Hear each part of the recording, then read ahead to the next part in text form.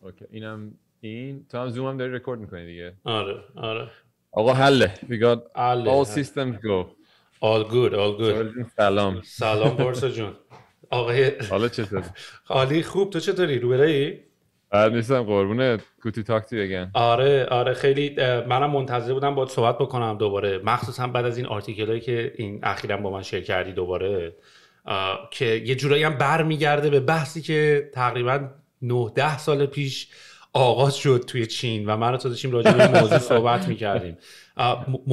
موضوعیتش هم یادم اینطوری بود که من خیلی فاز اسپریچوالیتی برداشته بودم و اینجوری که آقا یه چیزی هست توی این دنیا که ما نمیفهمیم، خدا هست، نمیدونم، ما انسان ها خیلی با دانش بدنمون داره رشد میکنه و اینا، و بعد یواش یواش که همینطوری استادیومون رو رفت بالا و تحصیل کردنمون بیشتر شد، به اصطلاح اینطور شد که عملا وجود دنیا و کائنات و انسان ها و اینا لزوما به یه خدایی وابسته نیست. میتونی اونو از توش حذف کنی و همچنان این اتفاقا بر اثر یه سری کمیکال ریاکشن توی دنیا بیفته، چون دنیا یه سوپی از تمام این مواد آهن و تمام چیزایی که تو کائنات هست، اینا رو اگه هم با هم بزنی اتفاقی برات میفته میونه این همه پاسیبیلیتی که هست. anyway اینا رو دیگه تو منم بردی تو این بازی. این یکی از تاپیک های مورد علاقه منم شد و اینکه خیلی منتظرم که بحث امروز رو با هم راجع شروع بکنیم. اول اصلا یه آپدیت بده بگم چندی با خودت کجایی؟ آره حتما قربونت. ما فکر کنم 2-3 ماهی شد از دفعه آخری که صحبت کردیم توی پادکستت و یه توضیح خیلی سریع بدم، چون سویل داشت قبل از پادکست رو شروع کنیم ضبط کردن میگفتش که خب هی آدینس طبقه 16 ماشاءالله داره بیشتر میشه و خیلی شاید نشناسن آدمایی که میان توی پادکست، و برای همین من 30 ثانیه‌ای توضیح بدم که کیم و سویل از کجا میشناسم. من اسمم پارسا غفاریه و توی آیتی هم مثل سهیل و الان در حال حاضر تو ایران زندگی میکنم. یه شرکت هوش مصنوعی دارم به اسم ایلین که هولوش 35-6 نفریم الان و کارمون تحلیل اخبار با استفاده از AI برای فاینانشال سرویسز. سهیل و من از بچگی، از 6-7 سالگی دوستیم. شرکت قبل تو تهران بزرگ شدیم با هم و به تدریج دیگه تو مدرسه و دانشگاه و اینا با هم یه سری پروژه انجام دادیم. بعدم حالا این چیزی که سهیل بهش اشاره کرد تو چین، من و سهیل 3 ماه با هم دیگه تو چین بودیم سال 2010 و کلی خلاصه خاطرات از اون موقع با هم داریم. کلا که حالا داره در حال حاضر بد نیستم، خوبم، سرم شلوغ کارمه و این 2-3 ماه اول سال خب همیشه خیلی برنامه‌ریزیه و پلنینگ برای کل سال و نمیدونم فاند ریزینگ و از این حرفا دیگه. زندگی یه فاوندر همیشه همینجور چیزاست. ولی یه چیزی که جالبه حالا مرتبط با بحث امروزمون اینه که به قول تو من خب مثلا همیشه ویو پوینت هم نسبت به آدما و نمیدونم زندگیمون و اصلا اینکه ما اینجا چی کار میکنیم و چی هستیم و اینا خیلی چیز بوده، به قول تو خیلی فیزیکی بوده. و یادم تو همیشه مثلا تا قبل از اینکه حداقل ما این بحث رو داشته باشیم خیلی بیشتر اسپریچوال بودی و تو حالا اشکان پسرمت هم خیلی چیز بود، اشکان هم خیلی اسپریچوال بود و کلا شما توی فضای دیگه بودین که دیپ بود و خیلی دیتیل داشت، ولی یه مدل دیگه دیپ بود نسبت به جوری که مثلا شاید من اون موقع فکر می‌کردم و اینا، که خیلی میگم متافیزیکال بود، میستریس بود و اسپریچوال بود. و از اون طرف من خب نمیدونم، از همیشه اینتویشن این بود که اوکی مثلا that could be true و میتونه واقعا درست باشه. این دیدگاه متافیزیکال اصلا نقضش نمیکنم و کلا هم حالا آدم باید هر دیدگاهی رو بهش احترام بذاره، ولی برای من همیشه منطقی تر بود که اوکی مثلا بیای با ساینس پی قضیه رو بگیری. و فکر کنم دفعه پیشم سوالش کردیم، معنیش این نیست که ساینس کامله، معنیش اینه که یه فریم ورکیه که ما رو خورد میرسونه شاید به جواب نهایی، فقط به عنوان یه فریم ورک نه به عنوان سورس تروث الزاما. حالا چی باعث این بحث شد؟ فکر کنم من کلا نمیدونم همیشه تو فکرم بوده که اوکی مثلا همه اون بهش فکر کردیم، خب مرگ مثلا یکی از ترس‌های خیلی کامنه فکر می‌کنم برای آدم‌ها و من جزو کساییم که همیشه تو ذهنم بوده که اوکی مثلا اگه قراره یه روزی بمیری مثلا بعد از 30 سال 40 سال 50 سال 80 سال، واقعا این معنیش برای پرپس زندگی چیه؟ مثلا باید چه تصمیماتی بگیری با توجه به اینکه کلا یه مقدار محدودی وقت داری.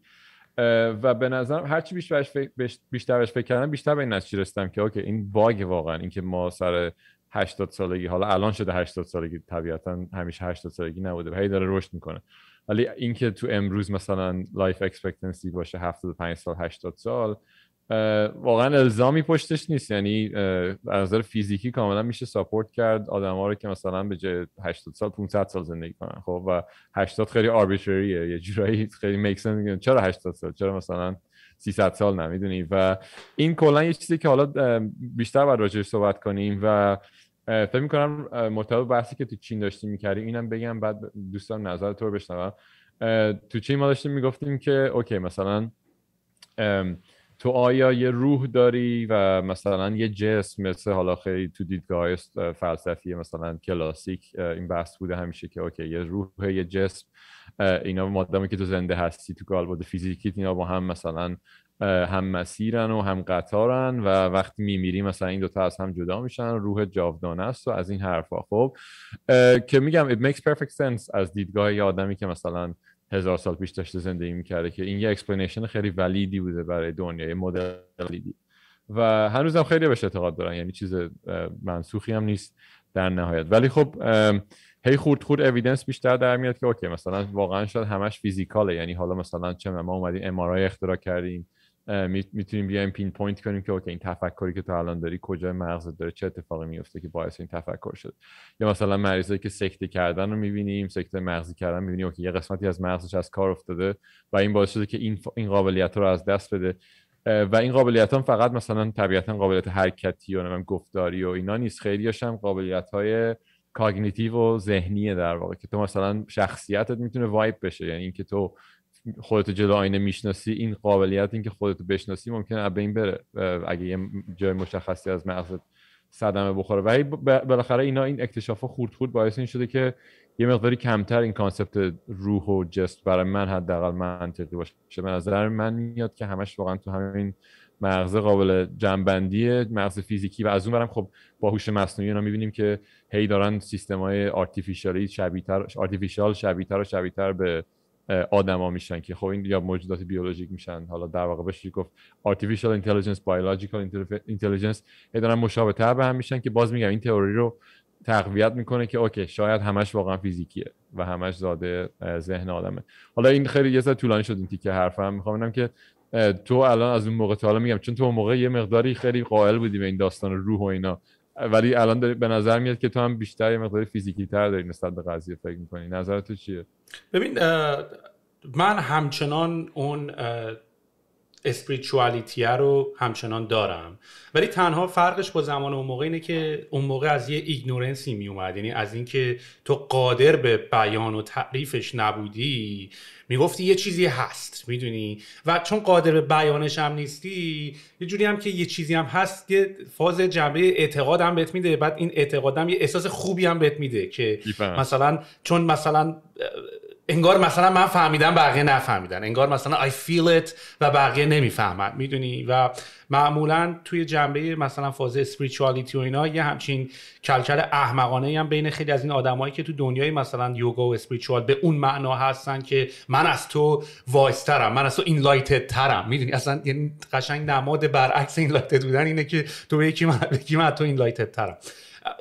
بیشتر از اون زمان درکش به هر حال این اورنس، این خودآگاهی، این کانشسنس یه جوریه که تعریفش کمی سخته.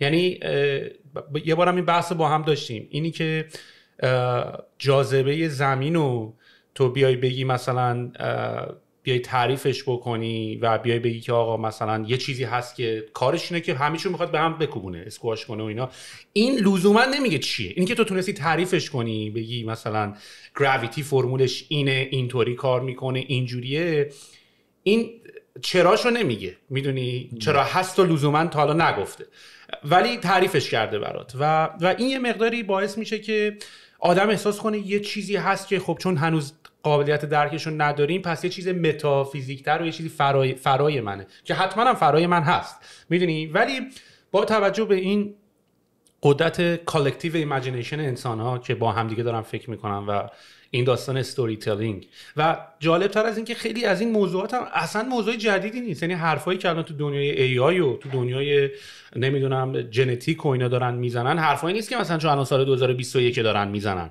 از 1950 60 70 آسیموف اصلا داشت میگفت، میدونی یارو همش از اون موقع داشت ایمیجین میکرد. فیلم بلید رانر که مال این سال پیشه مثلا، میدونیم اومدن تصویر کردن که آقا مثلا کی اگر تکنولوژی به حدی برسه که واقعا بتونی قلبو بسازی، واقعا بتونی مثلا از یه سری پوستتو مثلا بتونی درست واقعا بسازی، یه چیزی شبیه متریال اسکینو واقعا بتونی بسازی و بتونی واقعا مثل کامپیوتر، چون کامپیوتر هم ما بزرگ شدیم یا دیدیم مثلا باشه آقا مثلا رم مثلا بابت این کاراست، مثلا میدونی سی پی یو بابت کامپیوتیشن، استوریج، میدونی تو فهمیدی که واقعا اینا قطعاتی ان که کنار هم دیگه همینجوری میذاری و بعد پیشرفت تکنولوژی هم دیدی که هی میتونی ریستر بشه همه اینا. و یواش یواش اون ایده دیگه خیلی ایده عجیب غریبی به نظر نمیرسه. میدونی این ایده که واقعا ما ماشینیم و این ماشین داره کار میکنه دیگه خیلی ایده عجیب غریبی به نظر نمیرسه. و بعد حالا با پیشرفت تکنولوژی و اینکه میتونی اینا رو قابل درکتر ببینی، حالا با 3D رندرینگ، با اینکه جینیوات رو میتونی نگاه کنی، با اینکه بفهمی هر کدوم از یه کاری دارن، هر کدوم یه جابی دارن. این آرتیکلی که تو دیروز برای من فرستادی چی بود؟ آیس اند فایر بود. چی بود؟ آره که مثلا در حقیقت ما انیمالا و انسانا نیستیم که تکامل پیدا کردیم، این جینامونن که به عنوان یه ما رو هک کردن به عنوان یه کانتینر و تو خودشون ما رو نگه داشتن و خودشون رو دارن نسل به نسل انتقال میدن. یعنی در حقیقت اینی که من و تو هستیم نتیجه 4 بیلیون سالیم که تونسته سروایو کنه و الان به من و تو رسیده.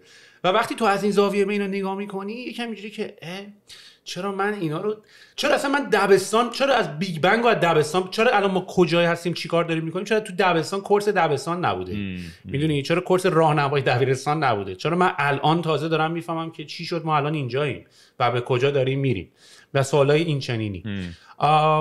بنابراین حالا سوالت رو منم جواب بدم اینه که به نظر منم من نظرم عوض خیلی شده، خیلی کمتر، خیلی دنبال اینم که میشه تعریفی پیدا کرد، هر چقدر هم تعریف آربیتری باشه ولی میشه تعریفی براش پیدا کرد. لزومی نداره بگی چون من نمیفهمم یه چیزی هست که میدونی اینجوری نیست لزوما. میدونی میتونی کمک کنی بهش فکر کردن، بهش به نتیجه رسیدن. تو وقتی واقعا مثلا این مارس روور رو میبینی که با یه سری پرینسیپل ساده فیزیک، حالا خیلی سخت اینسین انجینیرینگ داره ولی با یه سری پرینسیپل مثلا وارد یه سیاره دیگه میشی، کرکوپرت میریزه دیگه. آره دقیقاً که ساینس چی کارا میتونه بکنه. آره قبل اینکه حالا من ریاکت کنم جوابم بگم نسبت چیزی که گفتی، یکی این که چیز اسم آرتیکل The Great Battle of Fire and Light بعداً تو کامنت ها کسی نه چون فکر کنم Ice and Fire یا هر چی که گفتیم Game of Thrones یه خورده شباهت داره ولی خلاصه Great Battle of Fire and Light که یه آرتیکل تو ویت باز با که یکی از بلاگ‌های مورد علاقه منه و چیزی که راجعش داریم صحبت می‌کنیم با سهیل خیلی جالبه چون که یکی این که به نظرم به قول تو الان واقعا خب آره ساینس هی پیشرفت کرده و هی به ما اوییدنس جدید میده که اوکی واقعا تو دنیا چه خبر، خب و این مدل‌های جدیدتر داره به ما ارائه میده برای فهمیدن دنیا، حالا هوش مصنوعی باشه، نانو تکنولوژی باشه، بیولوژی باشه، همه این فیلدهای ساینس فضا باشه. ولی بازم هنوز این آنونه هست، میدونی هم تو کانتکست ساینس آنونه هست هم تو کانتکست همه چی، یعنی هنوز یه مسئله خیلی بزرگی داریم. مثلا دیدم جو روگن و ایلان ماسک داشتن دوره حرف می‌زدن چند روز پیش، اون میگه به نظر تو ایلین هست، اونم میگه اگه بود مثلا من خبر داشتم نمیدونم هست یا نیست و مثلا هنوز واقعا این فرمی's پارادوکس فکر می‌کنم که راجبه اینه که اینقدر اگه دنیا بزرگه چرا هیچ تمدنی توش به اون میزان پیشرفت نرسیده که ما ببینیمش، که خیلی سوال جالبیه و جوابای جالبی هم داره. ولی اینو مثلا وقتی بهش فکر می‌کنی خب این مثلا یه آنون خیلی بزرگه. خلاصه منظورم اینه که آنونا هست واقعا و خیلی هم بزرگن و مثلا چند دارک ماتر رولش چیه تو یونیورس، خیلی هنوز سوالای بزرگ و واقعا کشف نشده داریم. ولی خب و یه راه حل برای این، راه حل خیلی انجینیرینگ بخوای بهش نگاه کنی، اینه که به خودمون بیشتر زمان بدیم که ببینیم راه حلش چیه. و میگم حالا برمیگردیم با این باز به این داستان اینکه ما چرا فقط 80 سال زمان داریم و چرا مثلا اینو نیم سعی کنیم بکنش 500 سال یا 1000 سال یا هر چی. یکی از منافعش طبیعتا اینه که به ما بیشتر به عنوان شخصی، از دید هر شخص، به اون بیشتر زمان میده. اگه عمر بیشتری داشتیم که ببینیم آخر این داستان چی میشه. خب یعنی 100% تو اگه 500 سال دیگه هم میتونی زندگی کنی، شانست برای اینکه بفهمی اوکی رول دارک ماتر چی بود این دی اند، یا مثلا کانشسنس از کجا میومد دقیقاً، یا نمیدونم. یه چیز دیگه هم از پارسا که تو همین آرتیکلی که حالا با هم شیرش میکنیم راجع به The Great Battle of Fire and Light، اینه که جینا داشتن کار خودشون رو انجام میدادن. میدونید جینا داشته اینفورمیشنش رو با ریپروداکشن انتقال میده، تا الان هم اومده. ولی از موقعی که ما انسان ها تونستیم این اورنس و کانشس و این اطلاع جمع کردن رو داشته باشیم، الان جینه یه راه خیلی خوبی پیدا کرده برای اینکه اطلاعات و اینفورمیشن رو دی ان ای انتقال بده. ولی ما هنوز راه درستی انتقال پیدا نکردیم برای اینکه این تجربه و این آندرستندینگ و اینا رو به یه نسل بعدی بخوایم منتقل بکنیم. میدونی یعنی مثلا شاید الان تو این سوالو میکنی که مثلا چه جوری میتونیم بیشتر زنده بمونیم، الان خیلی اینجوریان که میخوایم چیکار. آره میدونی مثلا آره همون یکیش دیدگاه شخصیه که اوکی تو واقعا شخصا دوست داری ببینی که آخرش چی میشه. خب این یه چیزه. ولی حتی بخوای خیلی بهش پراگماتیک و از دیدگاه مثلا اکونومی اصلا نگاه کنی بهش، خب آیا اکونومی، فرض کن توی جراح خیلی خبره داری، یا مثلا یه مهندس خیلی خبره داری، یا وکیل خیلی خبره داری، چی شده که این طرف شده وکیل خبره؟ اولا که به قول تو میلیاردها سال اِوولوشن بوده که ژنای یارو این قابلیت رو براش درست کنه که بتونه یه وکیل خبره بشه. خب و اینم انتخاب هیچ کسی نبوده تا حالا، همش اتفاق افتاده دیگه تا این لول رسیده. یعنی یه تعداد خیلی زیادی اتفاقی با احتمال کم پشت سر هم افتادن که فقط این ژنتیک متریالی که میتونه ظرفیت ذهنی و ظرفیت جسمی و اینا رو به یه آدم بده که بتونه وکیل خبره بشه، اینا به این مرحله برسه. خب این یه بخششه. این در واقع نیچر ورسس نرچر دیگه. خب این قسمت ژنتیک متریالشه. ولی خب این طرف به صورت کاملا تصادفی توی خانواده‌ای بوده یا توی کشوری بوده یا توی یه عصری بوده، چون همین آدم ممکن بود مثلا قرن چه می‌دونم 15 به دنیا می اومد و مثلا باید شمشیر برمی داشت میرفت میجنگید. خب و این قابلیت ذهنیش اصلا به درد اون عصر شاید نمیخورد، اون قابلیت ژنتیکی ذهنیش. ولی تو عصر درستی به دنیا اومده و ادویکیشن خوب داشته، دومد نبوده. فاینانشال، آره مثلا فاینانشال استاتوس خانواده‌اش جوری بوده که بتونن ساپورت کنن تحصیلاتشو. همه این اتفاقات خیلی نادر پشت سر هم افتاده تا یه وکیل خیلی خوب به وجود بیاد، یه جراح خیلی خوب، یه محقق خیلی خوب، هر چی که حالا تو هر فیلد، یه ورزشکار خیلی خوب. از دید اکونومیک هم بخوای به این داستان نگاه کنی، خیلی ویستفوله که تو بذاری همچین آدمی نیای سعی کنی اکستند کنی این آدم رو یا قابلیتاشو، بهره برداری از قابلیتاشو. یعنی مثلا تو اگه فرض کن بتونی یه جراح خیلی حرفه‌ای رو به جای اینکه مثلا 30 سال توی پیکش داشته باشی مثلا 100 سال توی پیکش داشته باشی، این کار به مراتب اکونومیکال تره تا اینکه تو بخوای بیای سعی کنی 3 تا جراح موفق درست کنی که پشت سر همینا بخوام 100 سال کاور کنن با 30 سال. برای همین یه موقعی میرسه که واقعا اکونومیکلی هم حتی اصلا فلسفه‌اش اینا رو بذاری کنار، از دید کاملا کپیتالیستیک شاید منفعت داشته باشه که سعی کنی آدم‌ها رو طولانی‌تر نگه داریم. حالا لازمش چیزای دیگه هم هست دیگه، منابع میخوان طبیعتاً. اگه 8 میلیارد نفر قرار بشه مثلا 5 میلیارد نفر چون همه دارن طولانی‌تر عمر میکنن، باید مثلا چه میدونم تونسته باشیم سیاره‌های دیگه هم اصلا این رابطه کپیتالیسم، این رابطه بیزینس و پیشرفت رو من دوست دارم، چون پیشرفت خالیش یکم سخته. مثلا من چند وقت داشتم همین رووره رو که ناسا فرستاده بود داشتم نگاه می‌کردم، گفتم خب این پولش از کجا میاد؟ میدونی حالا میگی داستان گاورمنت فاند میکنه. اسپیس ایکس حالا گیرم اصلا با موفقیت اونم نشوندی اونجا کی داره کاسته اینو میده، کی داره هزینه اینو میده. و بعد دیدم که آدمای اسمارت این دوره زمونه، اصلا جینیس ایلان ماسکی هم تو همین فازه که تو بتونی بیزینس وایز یه سری سولوشن رو راه پیدا بکنی و بعد بتونی اون هدف قاییت هم ادامه بدی. میدونی یعنی مثلا من رفتم مدل مثلا درآمدزایی اسپیس ایکس رو نگاه کردم، دیدم هر کسی که میخواد یه چیزی بذاره تو اوربیت از این شاتلایی که ایلان ماسک اینا ساختن برای اینکه ببره تو فضا استفاده میکنه که بذارن مثلا ماهواره بذارن، جی پی اس بذارن، کاستشو داره از اونجا در میاره و کاور میکنه.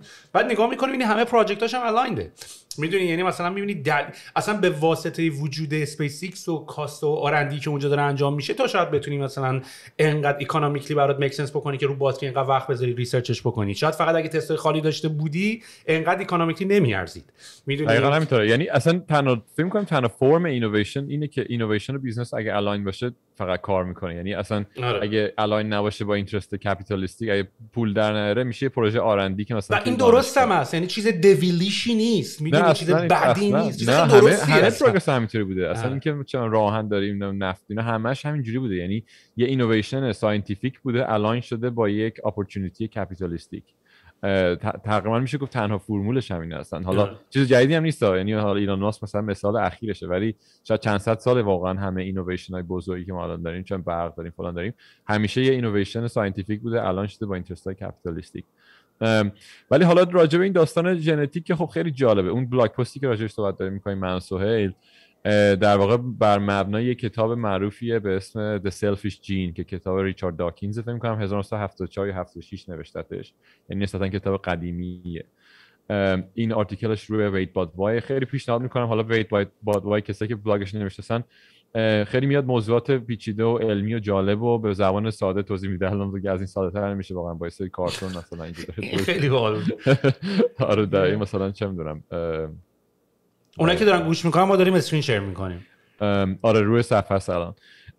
و این داستان این سلفیش جین هم واقعا یه پارادایم شیفت خیلی بزرگیه از نظر فکر کردن به این ماهیت ما و نسبت ژنامون و اصلا داستان ژنتیک چیه. خب همه ما تو بدنمون یه سری سلول داریم، بدنمون یه سری سلول تشکیل شده، انواع مختلف سلول داریم. تو هر کدوم از اینا یه چیزی به اسم دی ان ای هست. تو حالا چرا نوکلیوس سلولامون یه چیزی به اسم، تو هسته سلول یه چیزی به اسم دی ان ای هست که در واقع بیشتر اطلاعات ژنتیکی ما توش انکد شده. 23 تا جفت کروموزوم، یه پرش از مادر میاد، یه پرش از پدر میاد و این یه سری کد توشه. حالا این در واقع با آمینو اسیدایی که روی این دی ان ای هست و آللایی که روی اوناست و اینا، بالاخره این میشه تبدیلش کرد به کد و 4 تا حرف بیسیک هم بیشتر نداره و هممون از اینا ساخته شدیم و فکر کنم بین آدمای مختلف 99.9% مشترک، یعنی مال هممون خیلی شبیه همه.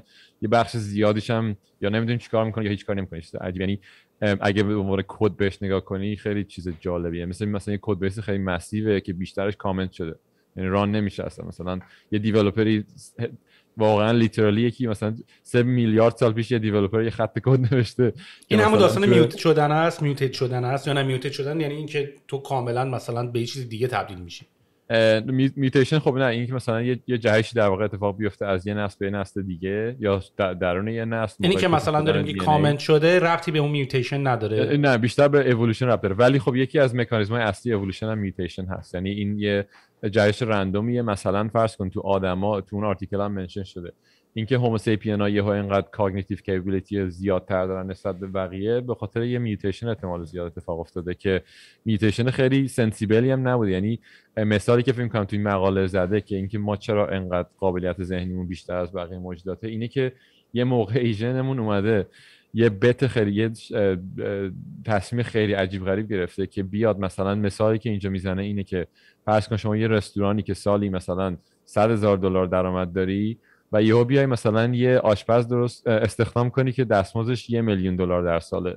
از نظر میزان مصرف انرژی مغز ما واسه بدنمون یه همچین حالتی در یه همچین جهشی کرده ژنمون و یهو به صورت خیلی اتفاقی جواب داده و این در واقع هوش زیاد تو اون دوره یا حالا قابلیت ذهنی زیاد تو اون دوره باعث شده که ما بشیم این چیزی که الان هستیم. که حالا کتابای مثلا هراری هم خب خیلی راجع به این حرف میزنه دیگه. ما 200,000 سال پیش واقعا مثل الان اینجوری کنترل نداشتیم روی سیاره زمین و روی چه می‌دونم چند زنجیره غذایی، واقعا بالای زنجیره غذایی نبودیم اینجوری که الان هستیم. اینا همش مال 200,000 سال اخیر یا حتی میشه گفت 70-80,000 سال اخیره که ما اینجوری رسیدیم به بالای زنجیره غذایی. لوئیس سی کی میگفتش که خدا رو شکر ما تنها معجزه هستیم که توی این پیرامید غذایی نیستیم. فکر کن صبح می‌خواستی بری سر کاری و شیره میافتاد دنبالت، بعد اونم میرفتی خودت هم، یعنی اونم یه جزء بدبختی‌های زندگی بود که یهو مثلا عقابه بالا نت ببرتت مثلا.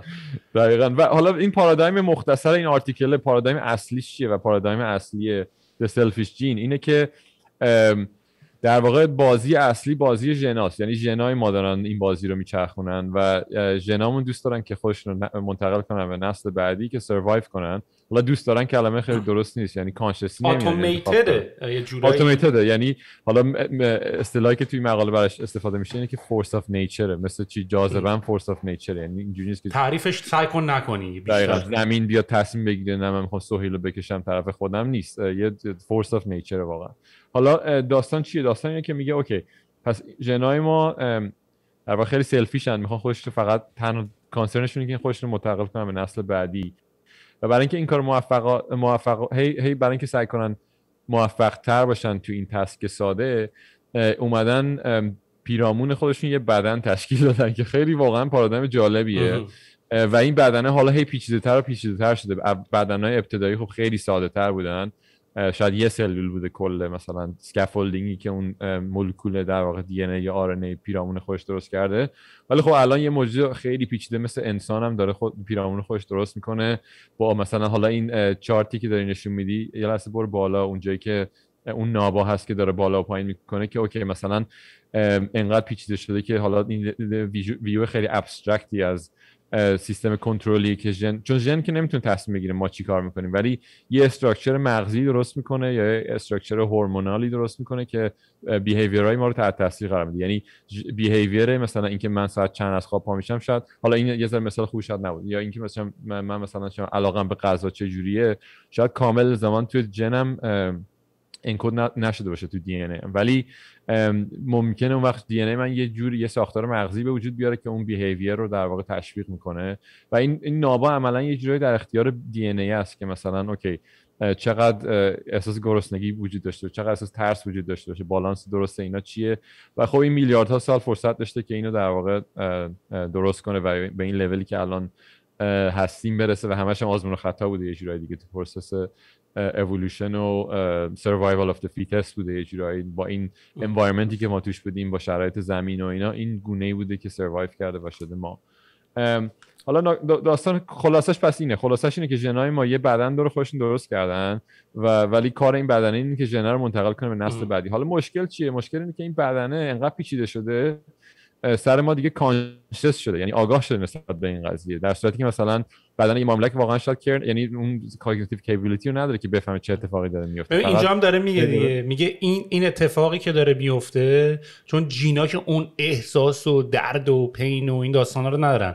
میگه مثلا اینی که توی کره مثلا تو خورشید همه چی داره، هی اینا دارن با هم اتم‌ها دارن از سر گرافیتی به هم میخورن و منفجر میشن و انرژی دارن پخش میکنن، تو خورشید اوکیه که از برای کسی مهم نیست این اتفاقا داره میفته، ولی اونجایی داستانه که برای جینا این قضیه اوکیه، ولی برای این کانتینره که ماهاییم که این جینا توسط یعنی ما رو درست کردن که خودشون انتقال بدن و خیلی طرز تفکر جالب و درست و ترسناکی و باحالم هست، برای جینه اوکیه ولی برای من کانتینر اوکی نیست. یعنی اونا برای من دارم اذیت میشم، من دارم درد میکشم، من دارم سافر میکنم، من دارم جونم داره در میاد، من با دارم دنبال غذا هستم.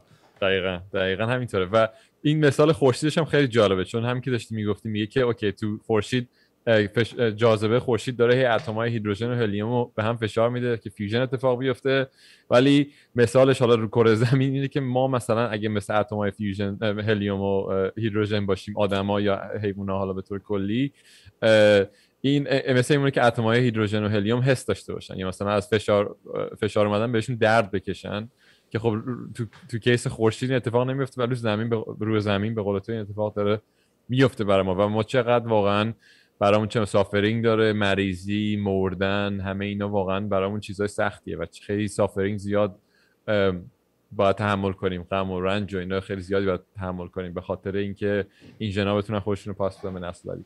ولی خب یه چیزی که راجع به آدم جالبه اینه که ما خب هم سلفیشیم هم خیلی سروایوالیستیم، واقعا انقدر هارد کد شده تو دی ان ای مون سروایوال که همیشه دنبال سولوشنیم و الان خب سولوشنی که حالا برای کلا این داستان پیدا کردیم یه جورایی ما اِوولوشن بیولوژیکال رو داریم میزنیم هم دنبال سولوشنیم پارسا، هم یه چیز دیگه هم هست، اینه که این اتفاق انقدر ریره که یعنی میونه این همه اِوولوشنری سال و این اتفاق افتاده، حالا یه ترکیبی زد که شد مثلا اون سنسور رو بهت داد که به ما رسید. یعنی این که ما شدیم آدم هم خیلی اکسیدنتال بود که یهو انقدر وقت و انرژی گذاشته شد برای اینکه این کانشسنس دیولپ پیدا کنه، چون خیلی به درد نمیخورد اون موقع ها و الان این اتفاق افتاده. و اگر این اسپیسیز ما نابود بشه لزوما دوباره این اسپیسیز به راحتی به وجود نمیاد.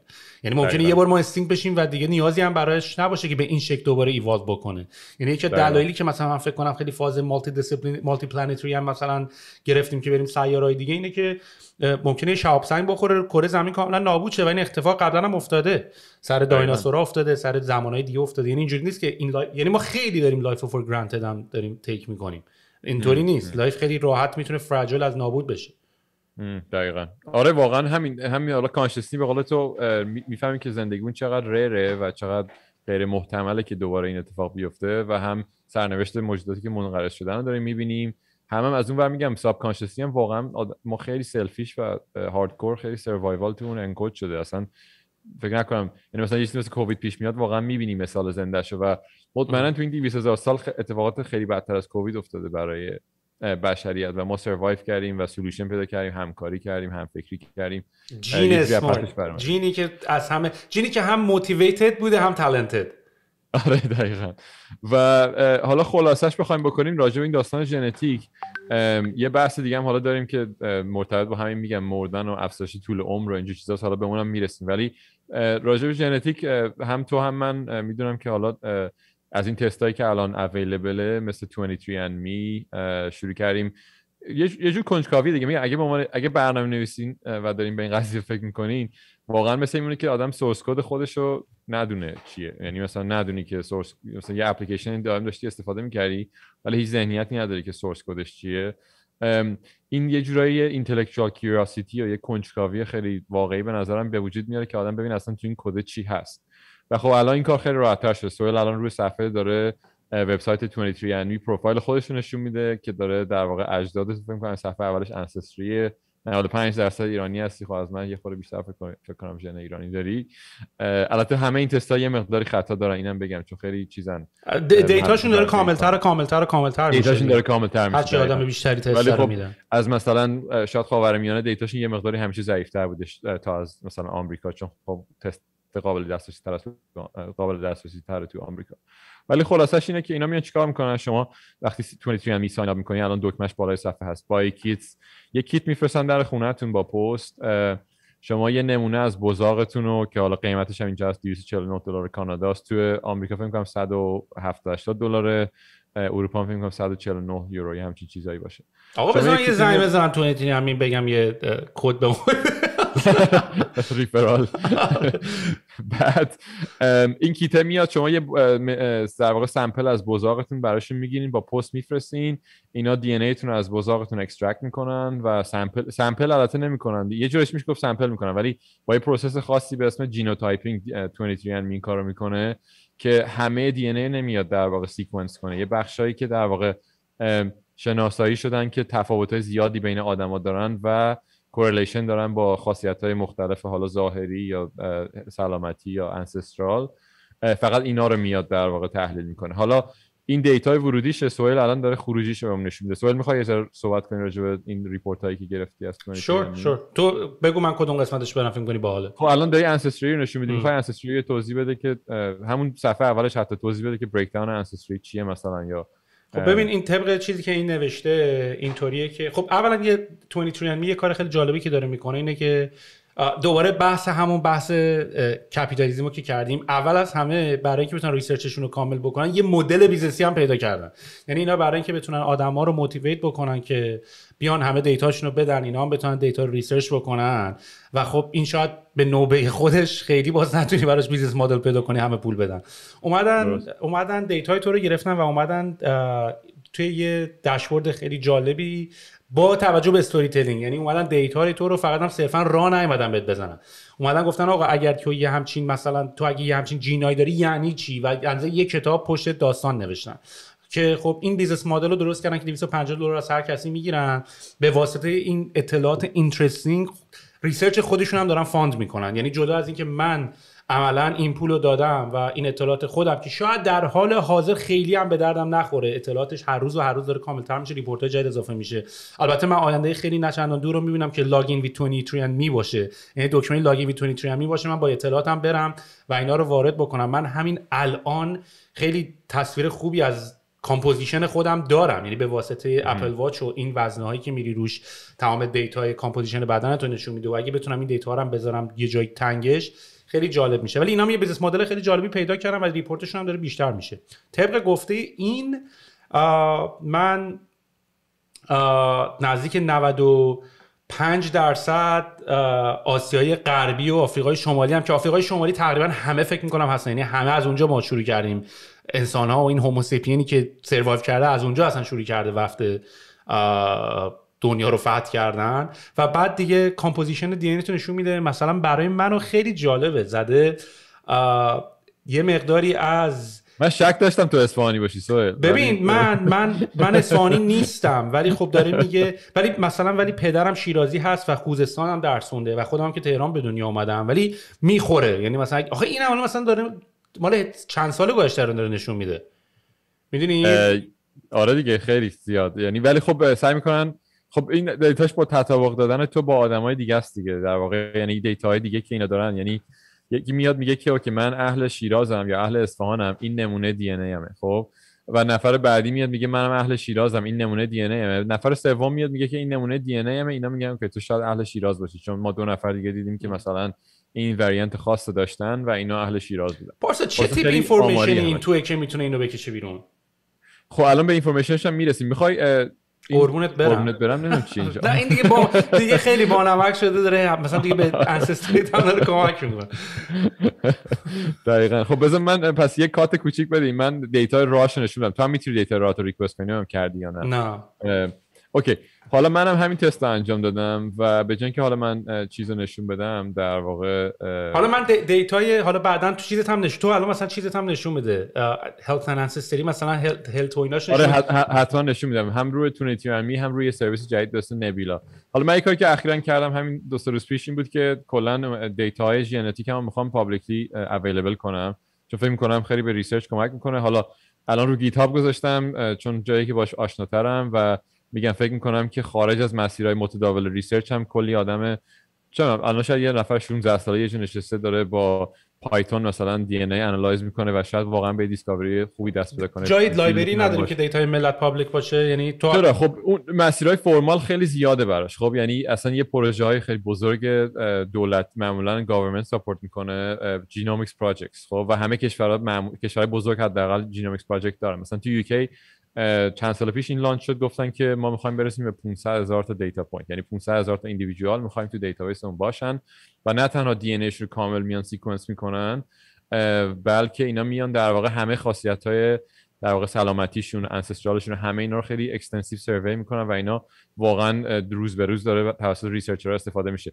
اون ورژن خیلی جدی و فرمالشه، این ورژن خیلی آرمچر بایو اینفورماتیکسشه که حالا مثلا یه هابیستی شاید رو گیت هاب داره میچرخه دنبال سامپل دی ان ای و من به جفتشون کانتریبیوت میکنم، یعنی هم دی ان ای هم تو مسیرهای فرمال میخوام پابلش کنم، هم تو مسیرهای غیر فرمال تر. و حالا مثلا میگم چون ما بالاخره هممون مایندست هکری رو داشتیم تو چه میدونم فیلدهای خودمون بهمون کمک کرده، میدونیم که چقدر اینویشن تو فیلدهای ما از همین مایندست هکری و مثلا یه کسی اتفاقی، یه آدم چون تینیجری یا حالا سنش خیلی مهم نیست ولی یه آدمی که تو فیلد فرمال ریسرچ نبوده مثلا یه بریک تروی پیدا کرده و این اتفاق مطمئنا ممکنه تو ژنتیکس هم بیفته. برای همین من حالا رو گیت هاب هم گذاشتمش که یک در واقع ریپوزیتوری برای کده، ولی دیتا رای چیزی که سهیل داشت نشون میداد خیلی جالبه. خب این در واقع حالا رو گیت هاب لینکش هم هست دیگه تو ریپوزیتوری شخصیمه. بعد این حالا فایل زیادی بزرگه گیت هاب نمیتونه نشون بده، البته به صورت خیلی دیپرسینگی کوچیک هم هست در این حال. کل این 16 مگه. خب این دیتا راییه که در واقع از 23 اند در اومده. یه جورایی مثلا سورس کد آدم انگار مثلا 16 مگه، که البته این میگم جینوتایپ شده و فکر کنم کلا 16000 تا SMP بیشتر توش نیست، یعنی کل قضیه 6 میلیارد لتر داره، ولی خب این یه سابستیشه که جالب‌تر از نظر جنومیکس. این دیتا راه منه خب، یعنی این سورس کد منه، یه جورایی بخشی از سورس کد منه که خیلی بامزه است واقعا آدم نسبتش آگاه باشه. اینا این کالمن اولش RSID در واقع حالا یه آیدی برای SNP های مختلف، یعنی ایریاهای مختلف توی DNA ما که حالا غالبا توی ژناست و پوزیشنش رو کروموزوم رو میتونی ببینی. خب این یه CSV در واقع این کالم. خب کالمن اول RSID، کالمن دوم شماره کروموزومیه که روشه، کالم سوم پوزیشن رو اون کروموزوم، کالم آخر ژنوتایپش، یعنی حالا این در واقع آللایی که رو این پوزیشن تو این کروموزوم من رو داره نشون میده که حالا TTAA اینا همون 4 تا بیلدینگ بلاکیه که گفتم که هم کلا الفباش همین 4 تا حرف TAGC و یه پر از پدر اومده یه پر از مادر. حالا همه اون انسستری که سهیل داشت نشون میداد راجع مثلا مال سهیل یه جا اطلاعاتش تو این انکد شده. خب یعنی یه چیزی تو این مال تو هم اگه دانلود این اطلاعات رو ویژوالایز کرده تو سایت خودش، اطلاعات رو ویژوالایز کرده، صرفا اطلاعات رو ویژوالایز کرده با استفاده از دیتاهای آدمای دیگه. این تو که ننوشته اصفهان، خب این تو نوشته که فلان وریانت ها رو تو داری و از اون ور میدونن که آدمای دیگه که اون وریانت دارن اهل اصفهان بودن. خب و این در واقع اسپکت بیگ دیتاش اینه که تو بیای این دیتا رو لینک کنی بین آدمای مختلف، بگی که اوکی این آدما چه چیز خاصی دارن، چه وریانتی، چه کدوم لاین از این کدا فقط تو آدمایی که از اصفهانن ظاهر شده و با چه درصد خطایی، و همه انالیسیسشون خیلی استاتستیکاله برای مبنا. و خب میگم حالا اینا رو مثلا اگه کسی کنجکاو باشه دونه دونه میتونه یه سایتی هست به اسم مثلا SNPDA، دونه دونه میتونین چک کنین که هر کدوم از این وریانت ها با چی کوریلیت میکنه. حالا ایران ولی الان هیچ امکانی که بتونین تست دی ان تو بدی وجود نداره نه؟ تو ایران گفتی؟ ببین نمیدونم، من خب 10 سال ایران نبودم و نمیخوام چیز غلط بگم. این کیت هایی که از اینجا میشه گرفت و میشه خب فیزیکی برد ایران و اصلا خیلی چک نمیکنن که تو هویت درسته یا آدرس درسته، مادام اینکه بتونین سیستم پستیشو هندل کنین. یعنی مثلا دوست اگه دارین عجیبی هم آخه نیست، کیتشو بگیره براتون بیاره ایران، نمونه بزاقتون رو بگیره و مشکلی هم براش پیش نمیاد تا جایی که من میدونم. برای من یادمه تو ایران که بودم با شرکتی صحبت کردم این برنامه رو داشتن، ولی نمیدونم که تونستن مدل ساستینبلی پیدا بکنن برای اینکه این بیزنس رو ادامه بدن و واقعا چیزش بکنن، مینستریمش بکنن. ولی آره، ولی توی ایران هم بودن آدمایی که خیلی فاز این کارا رو داشتن، شرکتایی که بخوان جینتو بردارن و مثلا روش ریسرچ انجام بدن. متوجه شدم. و مطمئنا آره حالا راهاش پیدا میشه دیگه. و حالا میگم سیستم تحقیقاتی هم تو ایران نمیدونم چه جوریه، ولی شانسش هست که ایران هم برنامه ژنوم داشته باشه، واقعا ژنومیکس داشته باشه که پرسونال ژنومیکس در واقع بهش میگن. نمیدونم واقعا. و اگه حالا بچه‌ای که تو دارن به پادکست گوش میدن، اگه کسی تو فیلد حالا کلا بایو اینفورماتیکس یا ژنتیک، خیلی خوشحال میشم بدونم که تو ایران چه اتفاقی داره میفته راجع به این داستان. حالا عرضم به خدمت که تو قسمت انسستری تست خودتون نشون دادی، قسمت هلتش هم مشابه. حالا این تست منه و داشبورد 23 andme منه، انسستری خیلی مشابه سهیل، همین 93% ایرانی. هاکان که اسم خودتون ندیدی؟ حالا آره خیلی جالبه، اینو میخوام بگم. من وقتی داشتم ساین اپ میکردم که 3 سال پیش بود، در 2017 بود، 4 سال پیش بود، 3 سال و نیم پیش بود، برای 23 andme خیلی کانشس بودم نسبت به اسپکت پرایوسیش، چون بالاخره یه سری اطلاعات به شما میده راجع به سلامت، به بقیه در واقع میده راجع به سلامتتون، یا حداقل به این شرکت داره میده.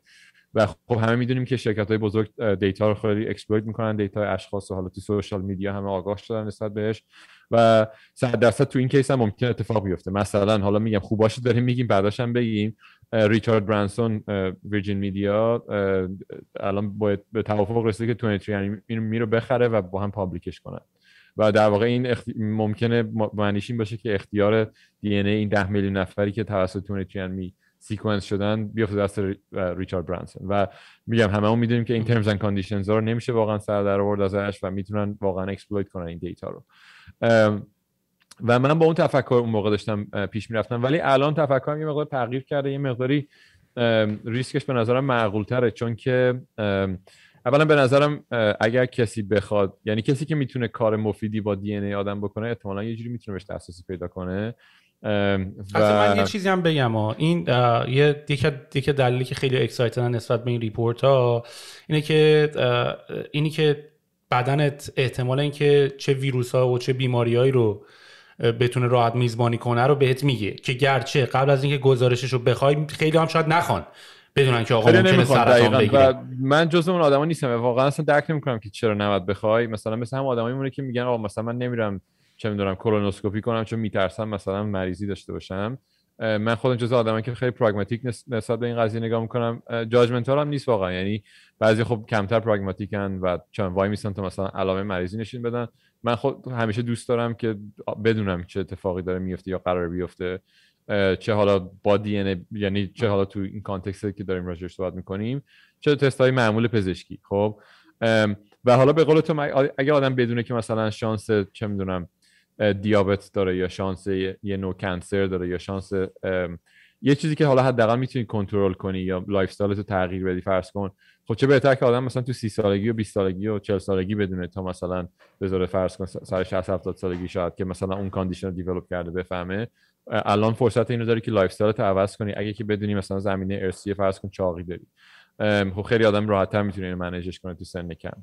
برای همین به نظرم در مجموع بنفیتاش و منافعش خیلی میچربه به ریسکاش، ولی بدون ریسک هم نیست. حالا خلاصه میگم من اون موقع با آیدنتیتی در واقع فیک اینو رجیستر کردم با یه ایمیل آدرس و یه اسم که اسم و ایمیل آدرس خودم نبود، همین هاکان.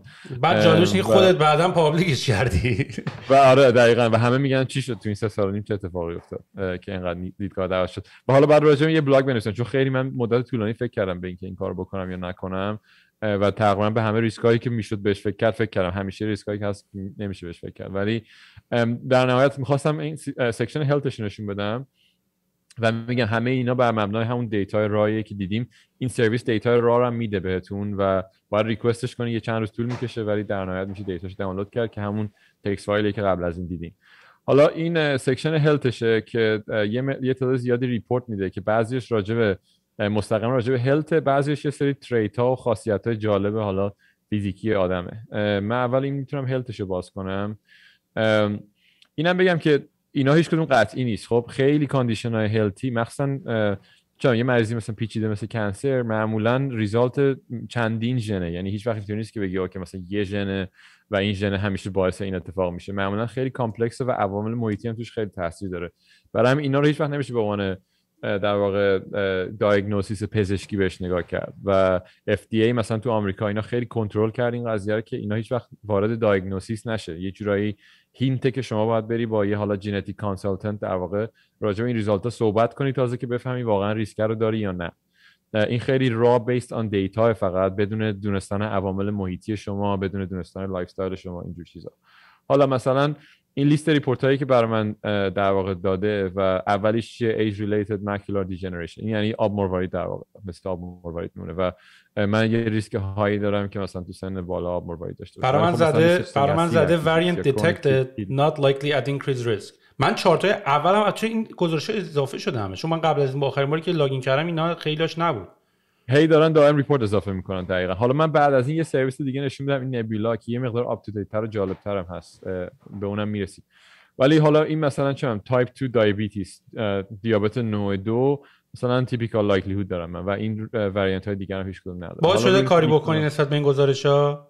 چی؟ باعث شده کار خاصی بکنی نسبت به این گزارش‌ها؟ نه فعلا نه، واقعا فعلا نه. و میگم 23andMe یکی از مشکلاش اینه که یه مقداری شوگر کد میکنه و سیمپلیفای کرده قضیه، چون با کاستمر بیسشون خیلی بزرگه، در واقع 10 میلیون فکر میکنم مشتری داره الان 23andMe. خیلی کاشسن نسبت به اطلاعاتی که روی داشبوردشون به شما ارائه میدن و این یه مقداری برای منی که حالا یه ذره هکری تر دارم بهش فکر میکنم کافی نیست. برای همین رفتم گشتم و یه سرویس جدید پیدا کردم به اسم نبیولا. خب حالا میگم این در واقع میتونم 23andMe رو اینجا متوقف کنم، هلت نبیولا رو نشون بدم. آیا همون را دیتایی که از 23andMe گرفتی رو اینجا آپلود کردی یا اینجا هم دوباره پول دادی دوباره؟ خب حالا هر دو کار میتونی بکنی. خب من الان با در واقع این نبیولا یه شرکت جدیدیه تو این فضا و آفر اصلیش اینه که اینا هول جینوم سیکونسینگ، یعنی کل جینومت رو سیکونس میکنن، در صورتی که میگم 23andMe کل جینوم رو سیکونس نمیکنه، فقط جینوتایپ میکنه، وریانت های مورد توجه ولی هول جینومیکس با دقت 30x و 100x تعداد بارایی که پروسه، یعنی آن اوریج یه مقدار پروسش پیچیده است، چون منم واقعا نمیدونم نیتی گریتی اینکه چه جوری کار میکنه، ولی میدونم که مثلا میمونه که شما میخوای یه تصویر خیلی های رزولوشن اسکن کنی. اگه فرض کن یه اسکنی داری که رزولوشنش پرفکت نیست، یه اسکنر داری که رزولوشنش پرفکت نیست، هی بکشی روی این تصویر، هی اینو اسکن کنی باش، یه مقدار خطا خواهی داشت، یعنی یه سری پیکسل ها رو مثلا رنگش درست نمیگیری. خب نویز در واقع. خب حالا هر چقدر بیشتر این کار انجام بدی، فرض کن حالا اون اسکنرهای قدیمی بود که جارویی بود میکشیدی رو عکس، اونطوری بهش نگاه کنی، من اگه بیام به جای اینکه یه بار فقط اینو بکشم رو کل عکس، بیام این کارو 30 بار تکرار کنم، یا حالا یک جوری تکرار کنم که به طور متوسط هر نقطه، هر پیکسل رو این عکس 30 بار این اسکنر از روش رد شده باشه، که 30x معنیش اینه تو سیکونسینگ. این مقدار خطا رو خیلی آوردن پایین، ولی چون تعداد پیکسل‌های دی ان ای خیلی زیاده، 6 بیلیون حرف در واقع یا پوزیشنه، مثلا 1% خطای خیلی کوچیکم ممکنه باعث شه که مثلا شما مثلا فرض کن، حالا ریاضیش الان دقیقاً نمیتونم بگم دقیقش، ولی مثلا فرض کن 1000% خطا داشته باشه، ممکنه تبدیل بشه به مثلا 600 تا پوزیشن خطا. خب و ممکنه یه وریانت خیلی مهم یا مثلا برای یه بیماری خیلی خاص و نادر یکی از اون 600 تا باشه. خب و این باعث میشه که اشتباه در واقع اون بیماری رو حالا ژنتیک پردیسپوزیشن، که من فکر میکنم به اونجا آخرش آدم میرسه که هر چقدر قدرت اسکنرها بره بالاتر و ما دید صحیح تری نسبت به پوزیشنینگ اینا داشته باشیم، به واسطه پیشرفت نانو تکنولوژی ما میتونیم اونا رو جاشون رو عوض بکنیم. آره حالا به ادیت کردنش ژن و اینا میرسیم. خب اینا فعلا رید اونلیه تا اینجاش، اصلا به رایت کردنش نرسیدیم، ولی تو این سیستم رید اونلی این دقت خیلی مهمه. خب و حالا میگم این سرویس نبولا برای $300 30xشه، $1000 100xشه و خیلی به شدت قیمت این داستان آورده پایین، چون یه ناولتی دارن تو تکنولوژیشون که من خیلی میگم جزئیاتش نمیدونم. ولی تو کدومو دادی؟ چی؟ تو کدومو انجام دادی؟ من 30x رو دادم، چون 30x بهش میگن کلینیکال گرید، یعنی شما اگه تو بیمارستان فرض کن بستری باشی، چه میدونم کنسر داشته باشی، بخوان از فرض کن میوتیشن کنسر نمونه برداری کنن، اونام تا جایی که من شنیدم با 30x نمونه برداری میکنن. یعنی دیگه واقعا شاید 100x واقعا یه مریضی خیلی نادر و عجیب غریبی باشه که بخوان با 100x انجامش بدن. اونو $300. پس تو $300 جدا دادی به نبولا برای اینکه دقیقاً و کیتش اومده، سامپلمو گرفتم الان تو راه برگشت. اونم با بزاق دهان بود. اونم با بزاق دهانه، خیلی شبیه تونتریان هیچ فرقی از اون تو مو، تو پوست، همه جا این اطلاعات از همه چی همه جا هست. آره دیگه یه کپی از همه چی، به جز کلیت اینفورمیشن تو همه جا، تو همه قسمت ها هست.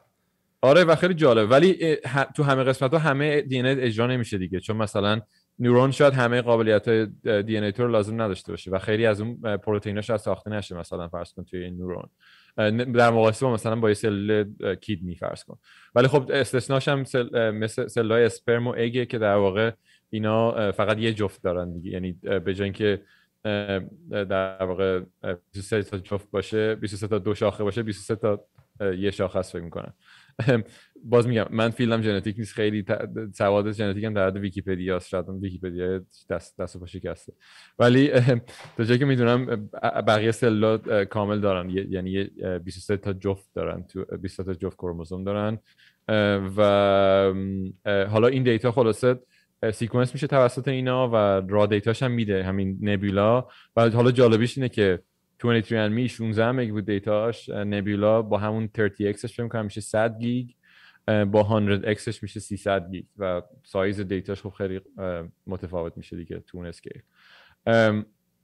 حالا نبولا چیش جالبه به نظر من، حالا الان چیزی که من دارم نشونتون میدم رو صفحه در واقع داشبورد نبولامه، ولی با دیتای راه 23andMe، چون هنوز سامپلینگ نبولام انجام هول جینوم سیکونس هم انجام ندادم. مقدار خیلی زیادتری دیتا میتونه بده و ریپورتای بیشتری میده وقتی که هول جینومتون رو سیکونس کرده باشین، ولی مال من الان فقط بیس آن دیتای 23andMe و اینجا سری ریپورت به من میده. جالبش چیه؟ یه سوال پرسونال بپرسم. بپرسید. یک از دلایلی که داری این کارو میکنی آیا اینه که خیلی نظر شخصی داری، دوست داری راجع به خودت یاد بگیری و مال خودت رو ببینی، یا که فکر میکنم جوابش هم این باشه و به نظرم هم خیلی منطقیه، اینی که به عنوان یه آدمی که اسمارت هستی حالا البته من نمیدونم اسمارت بودن رابطش با جین فیزیکلی چقدره، یعنی اینی که ذهنت تونسته انقدر قدرت آنالیز داشته باشه درصدش به این جینای فیزیکلی چقدره، یا آیا دوست داری از جین خود کپی نگه داری به خاطر اینکه میدونی این جین اوکی و به درد بخوریه و میخوای نگرش داری؟ یعنی مثلا اگه یه آدم ریتاردد بودی، آیا که میدونی کلمه ریتاردد هم کلمه بدی نیست، مردم اشتباه مثلا یه صفتی یه نوع آدمیه، میدونی یه خاصیتیه ریتاردد بودن، اون کارو باز دوست داشتی بکنی که بیشتر خودتو بشناسی یا اصلا میخواستی شاید مطالعه کنی؟ یعنی آیا دلیل شخصیت اینه که صرفا فقط دوست داری مطالعه کنی و چون خودتی جالبه، یا نه دوست داری جینتو نگه داری؟ ببین همین دقیقاً هر دوشه واقعا، یعنی هم خودم دوست دارم کنجکاوم بدونم، هم دوست دارم وقتی میدیم وقتی کانتریبیوت میکنی به ریسرچ. خب من مثلا یه مریضی دارم مثل کرونز دیزیز که در واقع سیستم ایمنیم حمله میکنه به رودم تو در جریانی و مثلا من 15 سال شاید این مریضی رو دارم. خب و این یکی از مریضایی که شناخته شده که یه بخش از عوامل در واقع بیسیکش ژنتیکه و همش ژنتیک نیست، عوامل محیطی تریگرش میکنه، ولی یه دستور اشتباه میده بدن یو آقا حمله. آره دقیقاً. بعد این برای خودم جالبه بدونم که چه پریدیسپوزیشنی دارم و برای ساینس وقت من اگه برم فرض کنم این میگم دیتا ژنتیکم اگه اویلیبل باشه و بگم که اوکی من کرونز دارم، خب این یه دیتا پوینت بیشتره برای اینکه پین پوینت کنی چه ژنایی باعث کرونز میشن. خب حالا این یه مثالش این مریضیمه، حالا هزار تا خاصیت فیزیکی دیگه آدم ممکنه داشته باشه که اینا در نهایت میگم کمک میکنه به پیدا کردن. حالا این پیدا کردن چه فایده‌ای داره؟ اوکی ما وقتی بفهمیم چه ژنتیک واریانتایی در واقع یه مریضی رو باعث میشن یا زمینه‌اش رو شاید مهیا میکنن، چون همیشه معمولا حالا خیلی مریضی‌ها هم زمینه ژنتیک داره هم محیطی، یعنی لایف استایل، جایی که زندگی میکنی، همه اینجور چیزاست.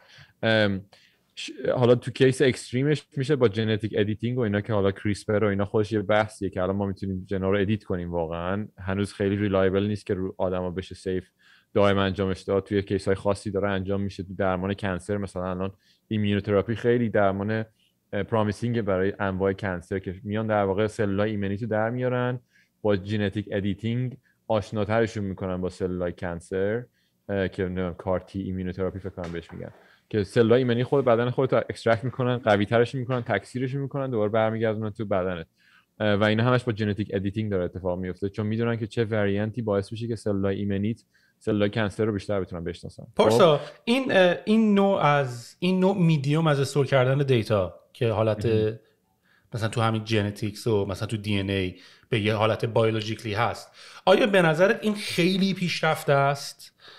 یعنی در آینده شاید ما خودمونم انسان‌ها به صورت سنتیک و مصنوعی همچین فرم یا همچین میدیومی از استورج رو بسازیم، یا نه فکر میکنی که پیشرفته ترش یه حالت فیزیکال و متریال سالیدتریه؟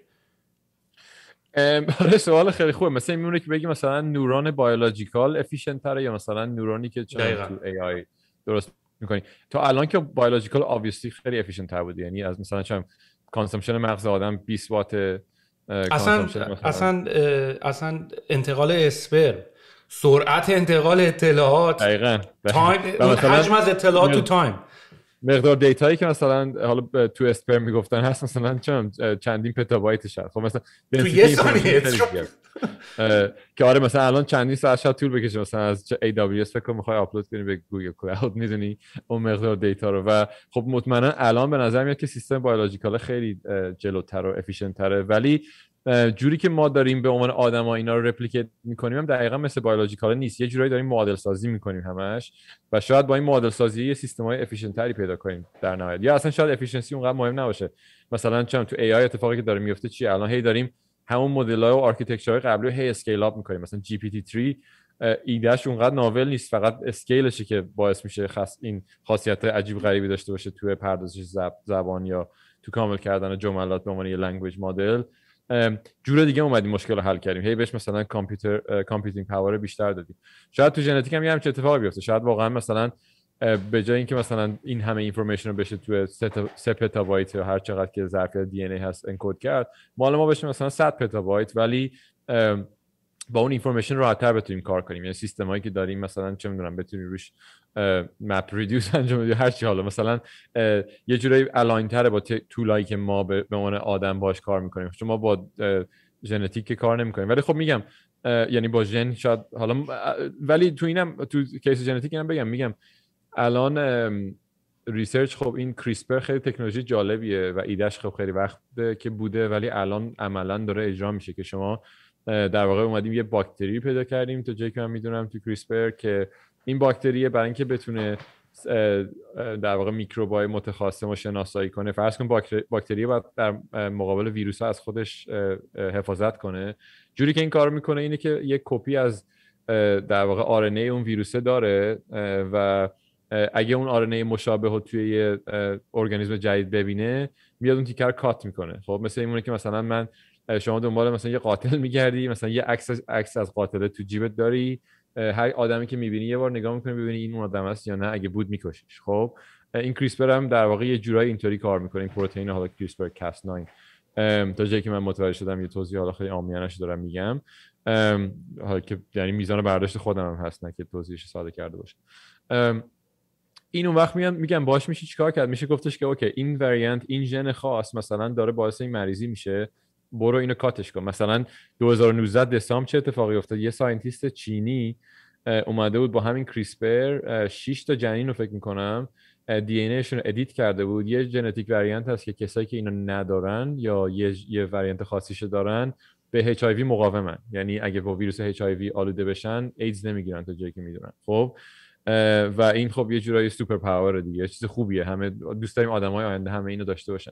ولی این یه جورایی خیلی تا جایی که من فهمیدم به صورت روگ و مثلا خودسر اومده بود این ادیتور رو انجام داده بود و تستا یا چک های اتیکال و اینا رو کامل پاس نکرده بود. این خبر مال پارسال، نه بیشتر، حتی قبل از کرونا 2019، یک سال و 3 ماه پیش، خیلی قدیمی نیست. و همین قبل این داستان کووید و اینا بود و با همین کریسپر اومده بود این ادیتینگ رو انجام داده بود دیگه، که گل خیلی جالبیه. ولی میگم اپروچش درست نبود، اپروچش خیلی اتیکال و اینا نبود. و منظورم ولی اینه که خب به البته توی لول یارو باشی شاید بحث اتیکال یه مقداری اصلا حوصله نشته باشی با مینستریم بخوای بحث اتیکش رو انجام بدی، چون میدونی که this is the way to go. آره ممکنه واقعا دست و پاگیر باشه، ولی خب میگم یه دلیل وجود داره که ما این اتیکس رو به وجود آوردیم. مثلا چه میدونم تو کانسنتریشن کمپ مثلا فرق انسانمون با همون جین همینه. نمیخوایم برگردیم به اون دوره که هر کسی هر کاری دوست داشت بکنه، رو چه میدونم آدما بیان تست. میدونی خب خیلی این فریم ورک ها دیولپ شده واقعا و نمیشه همه رو اسکیپ کرد. ببینم پارسا، به نظر داستان این هیتلر و نسل‌کشی و اینا اینم تو همین مایه ها بود؟ یعنی اونا هم تو ریسرچ و دیتا و ریپورتینگ انقدی به این اطلاعات رسیدن که اوه همه این چیزا اینفورمیشن و دی ان ای و ریپروداکشن اون دی ان ای که خیلی شاید جالب نیست و اینطوری دیدن، یا نه اصلا یه داستان دیگه بود؟ مطمئنا یه دید تا جایی که من مطالعم و اینم واقعا فیلد تخصصی من نیست، ولی فکر میکنم یه دید کرودی داشتن نسبت به اینکه در واقع رول ژن حالا تو انتقال خصایص به نسل بعد و اینجور چیزا. ولی این که انقدر دیتیل بوده فکر نمی‌کنم حالا این ایدئولوژیش در سی شاید. من به عنوان یه دقیقه بحث اتیکو بذاریم کنار. دوست نداری ژن برتر، پس از ژن برتر اتوماتیک وار احتمالاً در طول زمان خودشو میتونه همون دوباره موتیویتد و تالنتد میتونه خودشو نگه داره. ولی اگه واقعا دید اینجوری باشه فقط بحث اتیکالیتیه دن، میدونی؟ یعنی تو به عنوان آره 100% و هراری واقعا اونقدر زمانی نمونده تا به جایی برسیم که شما مثلا میتونی یه ژنتیک ادیتینگ روی جنینت انجام بدی که این باهوشتر بشه یا قدش بلندتر بشه یا نمیدونم موهاش رنگی بشه یا هر چی. خب چند تا دیگه همه خوشیه، همه از نظر ساینتیفیک واقعا اونقدر شاید نمونده باشه، شاید مثلا چند دهه مونده، 2-3 دهه مونده، میدونی؟ ولی بحث سر چیه؟ بحث سر اینه که اگر این یه همچین تکنولوژی فقط فرض کن دست آدمای پولدار باشه، چون که کاستش خیلی بالاست، خب این باعث میشه که شما الان میدونیم تو دنیا به شدت wealth inequality وجود داره، یعنی اختلاف فقیر و غنی خیلی زیاده الان و شاید هیچ وقت به این زیادی نبوده. مشکل وقتیه که ولی حالا فرض کن مثلا لایف استایلی که پولدارترین آدم دنیا جف بیزوس میتونه داشته باشه مثلا 10 برابر بهتر از مثلا یه آدم اوریج فرض کن تو اروپا نیست. حالا میگم کیس‌های اکستریم متاسفانه فرق خیلی شدیدتر از این داستانه، ولی میگم یه آدم اوریج مثلا تو ایرلند زندگی میکنه با جف بیزوس مقایسه کنی، لایف استایلش مثلا شاید جف بیزوس 50% بهتره. ولی خب اگه این اختلاف ولز ترجمه چون مثلا چرا؟ چون بیشتر از یه خونه مثلا در آن واحد نمیتونی توی بیشتر از یه خونه باشی. حالا اینکه مثلا هپینست خونت هر چقدر بزرگتر باشه بیشتر کمتر میشه حالا دیبیتبل. یعنی که مثلا سفر چه میدونم خارج از کشور میتونی بری ولی با فرست کلاس میری. آره از یه حدی بعد پول اصلا بیشتر خیلی دیگه معنایی نداره نمیده تو دقیقاً لول فیزیکال انسانی. ولی دقیقاً ولی مشکل بحثی که هراری مطرح میکنه که خیلی جالبه اینه که اگر که یه موقعی حالا این اختلاف ولز تبدیل شد به اختلاف بیولوژیکال چی؟ یعنی مثلا بچه جف بزوس مثلا 50% باهوشتر از بچه آدمای دیگه شد چون از دسترسی داره به ژنتیک ادیتینگ مثلا ریلایبل سیف که بقیه بهش دسترسی ندارن. ولی این یه جورایی به نظر من منطقی یعنی شاید این اتفاق بیفته شاید هم نیفته. چون به چه علت؟ به علت اینکه مثلا همین تستی که الان $299 با نبیولا میشه داد، این کاستش اولین باری که هول جینوم رو سیکونس کردیم یه چیزی تو مایه فکر می‌کنم $10 بیلیون یا $3 بیلیون یادم نمیاد، یه مقدار خیلی زیادی اولین باری که ما اومدیم همین کار رو انجام دادیم که الان $299 کاستش بوده. خب و اون قدم قدیمی نیست، فکر کنم مثلا تو همین 20-25 سال اخیر این اتفاق افتاده. برای اولین بار تونستیم کل جینوم رو سیکونس کنیم و الان شده $300 و من و تو راحت میتونیم افوردش کنیم. خیلی هم میتونن افوردش کنن، حالا نمیشه که همه ولی خیلی هم میتونن. و همین اتفاق احتمالاً این اتفاق با همه تکنولوژی افتاده. یعنی مثلا آیفون هم کاست واقعیش شاید خیلی بیشتر بعد می بوده ولی خب هی به تدریج همه چی افیشنت تر میشه و چون دیمند براش هست including کاستش including ریسرچ و تمام اینا. چون الان یه سری من میدونم یعنی اینجوری که آقا اون هزینه یه فلزش که اینقدر نیست، میدونی خیلی کمونیستی نگاه میکنم به قضیه که پشتش بوده و سوالا چندین دهه آرندی پشتشه دیگه و چه میدونم میلیاردها دلار خرج شده که آیفون بشه این چیزی که الان هست.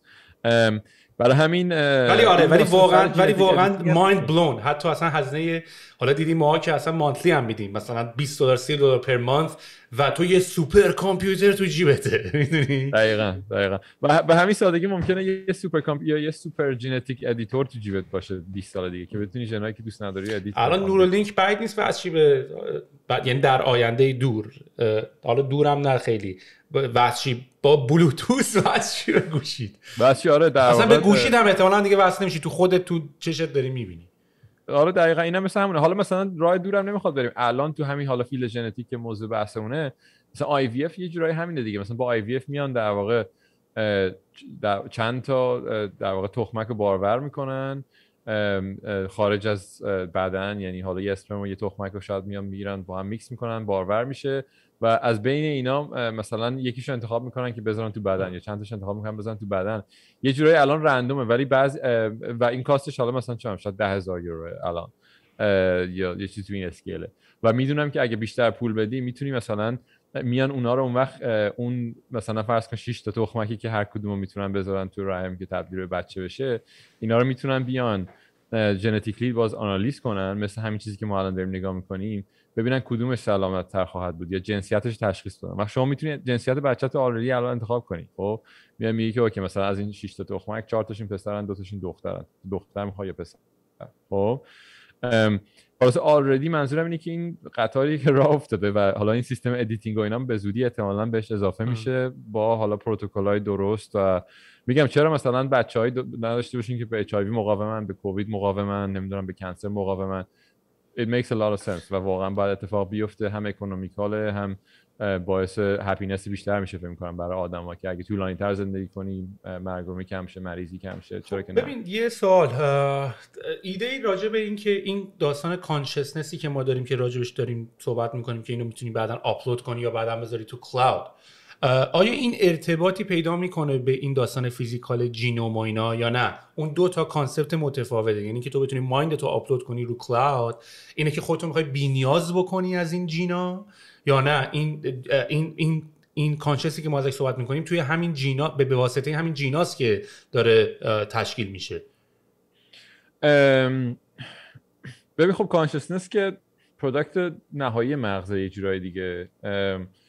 و مطمئنا حالا یه تئوری خیلی جالبی که برای من تئوری هم شاید آره تئوری میشه بهش گفت دیگه، راجع به کانشسنس خیلی اخیراً برای من جالب شده اینه که یه جا میخوندم که اوکی کانشسنس خیلی من حالا با توجه اینکه چون مثلا فیلدی که باش بیشتر آشنام ای آی یا هوش مصنوعی ایناست، فکر می‌کنم پروداکت یک سیستم اینتلیجنت میتونه باشه، یعنی خروجی مغزه، در صورتی که الان هی دارم بیشتر به این نتیجه میرسم که نه، انگار که مغزه مثل رادیوه و هرچی مغز دیولپ تر شده باشه بیشتر میتونه قوی تر این سیگنال رو کچ میکنه، ولی اون سیگنال هست. خب یعنی یه سیگنال کانستنتی اون بیرون هست فارغ از موجودات زنده و هرچی مغز کامل تر شده باشه این سیگنال رو داره قوی تر. این میرسیم به همون رابطه‌ای که من مثلا گفتم ما اسپریچوالیم ولی نمیتونی تعریف براش نمیتونی بذاری. دقیقاً. و اینو مثلا شاید 100 سال پیش ببخشید 1000 سال یا شاید بیشتر پیش اصلا صوفی‌ها یا فیلسوفای خودمون مثلا مطرح کردن ایده رو که تو فکر کنم مولانا با یکی از اشکان هاشمی داشتم صحبت می‌کردم اخیراً، اونم داشت همینو گفت که مثلا میگه چه می‌دونم تو میتونی یه کوزه از این اقیانوس برداری یا مثلا میتونی یه مقدار بیشتری برداری و اون اقیانوس اونجا هست، اون حقیقت محض هست، تو با توجه به ظرفیت هر موجودی با توجه به ظرفیتش داره از این بهره میبره. و خیلی جالبه که حالا مثلا اگه نخوای ایمپلمنتش کنی به عنوان یه پروژه، خب خیلی زودتر میتونی به این فکر کرده باشی و برای همین مثلا 1000 سال پیش هم شاید این ایده بوده، ولی خب الان داریم نزدیکتر میشیم به ایمپلمنت کردن. واسه همین انسان باید یکم 360 درجه باشه، چون تو 100% یوگا کار میکنی همین کانسپت ها رو داری، ای آی کار میکنی همین کانسپت ها رو داری، تو ژنتیکس باشی این کانسپت ها رو داری، تو استارتاپ باشی این کانسپت ها رو داری. باید 360 درجه به قضیه نگاه کرد. 100% همینه. و خیلی برای منم میگم یه صحبتی با اشکان داشتم میکردم، پیشنهادش برای من این بود که بشین مثلا دوباره یه بار این چیزا رو بخون، مثلا همین حالا نه فقط فلسفه خودمون یا مثلا مولانا و اینا، ولی مثلا حالا ایده‌های غربی اینا که من میخوندم فلسفه این موقعی، ولی الان لینکیجش به قول تو خیلی زیاد شده دیگه. کی بود مثلا هراری بود فکر می‌کنم میگفت که مثلا شرکت‌های امروز فیلسوف لازم دارن دیگه، شاید مثلا پروگرامر لازم، یعنی یکی حالا بست اف بوت هر دو، شاید یه پروگرامری که فلسفه هم آشناس باشه یا ریسرچر. و خیلی درسته این حرفی که میزنی از این نظر.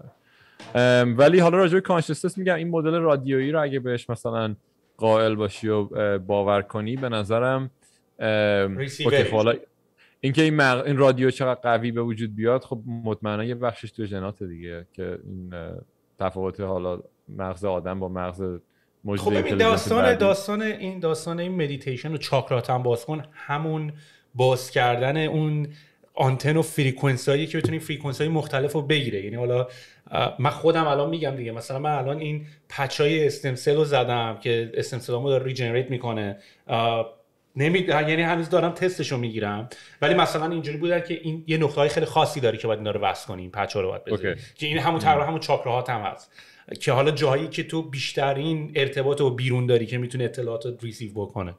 درسته. ببین یه مقداری از چیز بهمون میگی راجبه، چون من فکر کنم این سیشنی که ما داریم باید به 7-10 قسمت سریزش باید بکنیم جینام سریز مثلا.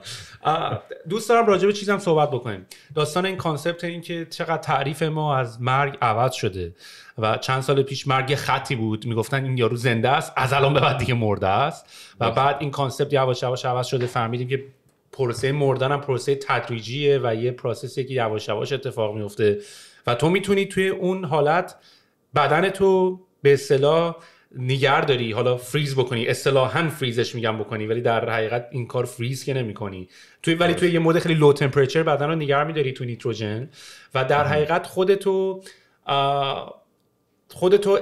به یه بیمارستانی میسپاری به امید آینده که در آینده من بدنم توی حالت فانکشنالی بتونم خودم پریسرو بکنم، خودم بتونم بدنمو نگه دارم، به امید اینکه در آینده تکنولوژی به حدی میرسه که میتونم من اکسترکت بکنن و این اطلاعات و این ژنوما اینا رو همه من بکشن بیرون و منو دوباره ریکرییت بکنن. یه مقدار راجع به این داستان کرایونیکس هم برامون میگی؟ خیلی اونم ایده باحالیه.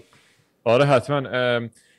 کرایونیکس خیلی موضوع جالبیه. منم فکر کنم 5-6 سال پیش اولین بار باهاش آشنا شدم. کرایونیکس خیلی مختصر بخوام اول بگم همین چیزی که سهیل گفته، اینه که بعد از مرگ در واقع بدن رو حفاظت میکنن و حالا راجع به پروسش میتونیم صحبت کنیم با این دید که اگر ما بتونیم بدن رو همون جوری که تو لحظه مرگ بوده حفظ کنیم تا لول اتم، یعنی همه اتمات هم حتی همون حالت باشه که بود درست لحظه قبل از مرگ، که به قول حالا مرگم یه پروسس میتونیم راجعش صحبت کنیم. یه موقعی در آینده تکنولوژی به یه حدی میرسه که بتونیم این پروسه رو ریورت کنیم در واقع، یعنی برگردیم به موجود زنده، یعنی شما رو در واقع از هم حالت مرده برگردیم به حالت زنده. ایده کرایونیکس ببخشید اینه در واقع.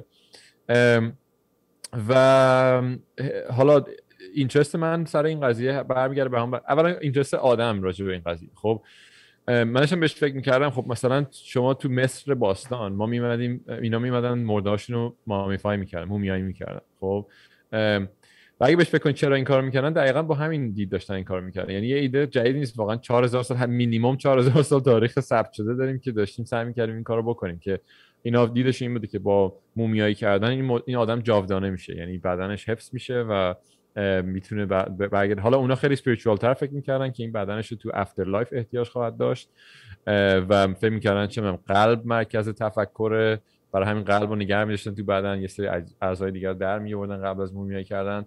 ولی خب الان 4000 سال گذشته و اون خواسته هنوز هست تو بدن ما، تو ذهن ما، که دوست میل به جاودانگی خب همیشه بوده تو بشر و این اخیرترین ورژنش یه جورایی این داستان کرایونیکس که از اولین کسی که در واقع کرایو پریزرو شده اصطلاحاً فکر می‌کنم سال 1967 اگه اشتباه نکنم یه آدمی به اسم جیمز بدفورد بوده، حالا با تکنولوژی ابتدایی اون موقع، ولی الان تکنولوژی هی خب به تدریج پیشرفت کرده و الان شرکتایی هستن که اینو پروواید میکنن.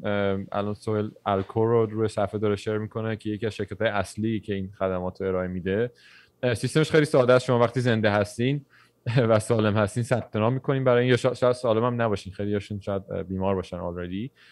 شما برای این سرویس ثبت نام میکنید و اینا در واقع خدمات کرایو پریزرو کردن یا همون حالا به صورت ساده بگیم فریز کردن یا ویتریفای کردن رو برای شما انجام میدن و شما رو استور میکنن تو این محفظه‌ای که سوهل داشت نشون میداد که خیلی شاید در نگاه اول چی میگن ایمپرشن اولش ترسناک باشه، ولی در مجموع 300 نفر آدم الان این مدل 300 400 نفر الان، ولی نزدیک 2-3 هزار نفر آلردی ممبر رجیستر کردن. آره ولی 300 نفر آلردی توی این الان تو اینا حالا یا مغزشونه فقط یا کل بادیشونه یا کل بدنشه. دو تا آپشن میده.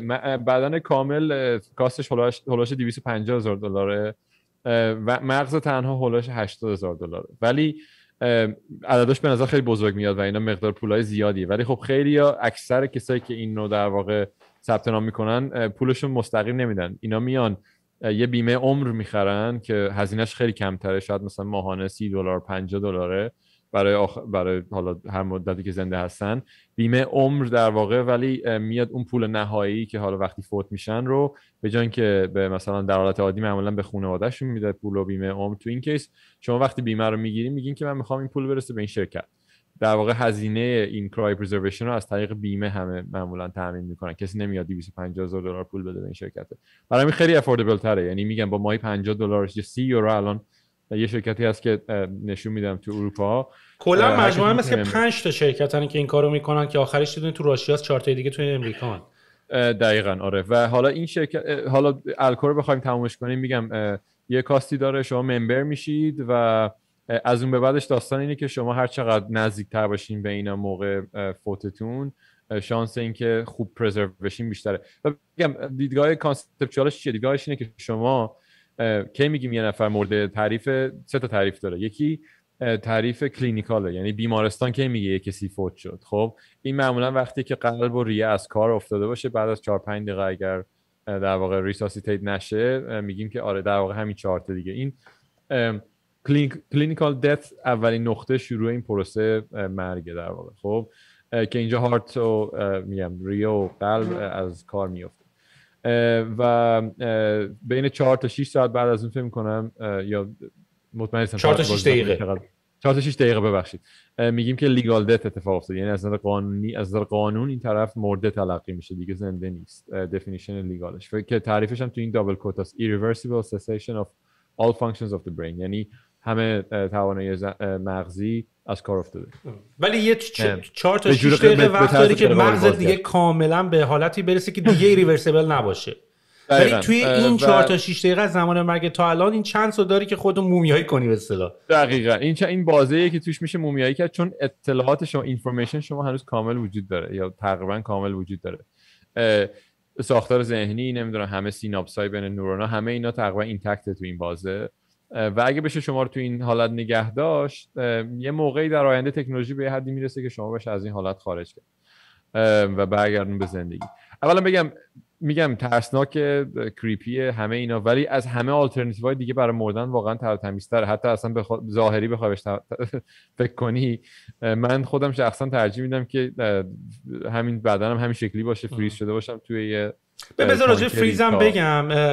این حالت فریز شده کیدنیه.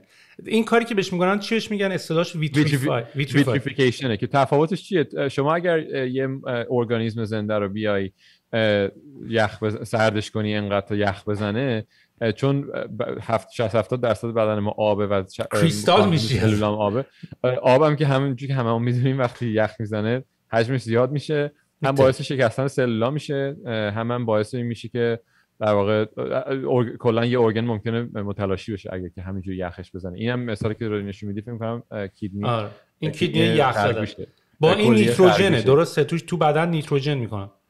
نه تو بدن نیتروژن نمیکنن، ولی خیلی هم دور نیست. یه جورایی یه مایع، یه محلولی به اسم کرایوپروتکتنت که خیلی ساده بخوام بهش بگیم ضد یخ بیولوژیکاله. تو نیتروژن نگرت می‌دارن برای دمات. تو نیتروژن نگرش می‌دارن و اون استپ بعدیشه. استپ اولی که شما فوت می‌کنی، اولین کاری که اینا می‌کنن اینه که سعی می‌کنن با این دستگاهی که داشتی نشون میدادی، اون همون البته قبل از قدم پنجم دایا هنوز خیلی مونده. اول باید کمپانی رو پیک کنی، بعد ممبر بشی. بعد اینو در واقع شما ممبر شدی، لایف اینشورنس گرفتی، این یه تگ بهتون میدن که شما در واقع ممبر این گروه هستی که بعد میمیری. بعد میمیری. حالا بعد از اینکه مردین، اینا در واقع میان اولین کاری که میکنن شروع میکنن بدن خنک کردن، چون پروسه در واقع تخریب سلول‌ها اینا رو کند میکنه. بعد از اینکه این کار اتفاق افتاد، میان در واقع با دستگاهی حالت احیای قلبی رو ادامه میدن. این دست بهش میگن تامپر. این در واقع مثل همین احیای قلبی، مثل ماساژ و احیای قلبیه، ولی هی ادامهش میدن خودکار. تو ممکنه تو مردی ولی بدنت اون وایتال ارگانا رو دارن همچنان زنده نگه می‌دارن. دقیقاً، برای اینکه خون گردش پیدا کنه و به تدریج شروع می‌کنن با این دستگاهه که الان داری نشون میدی خون رو خنک کردن، دمای بدن رو باز میگم هی میارن پایین و بعد اصلا خون تو ازت میکشن بیرون.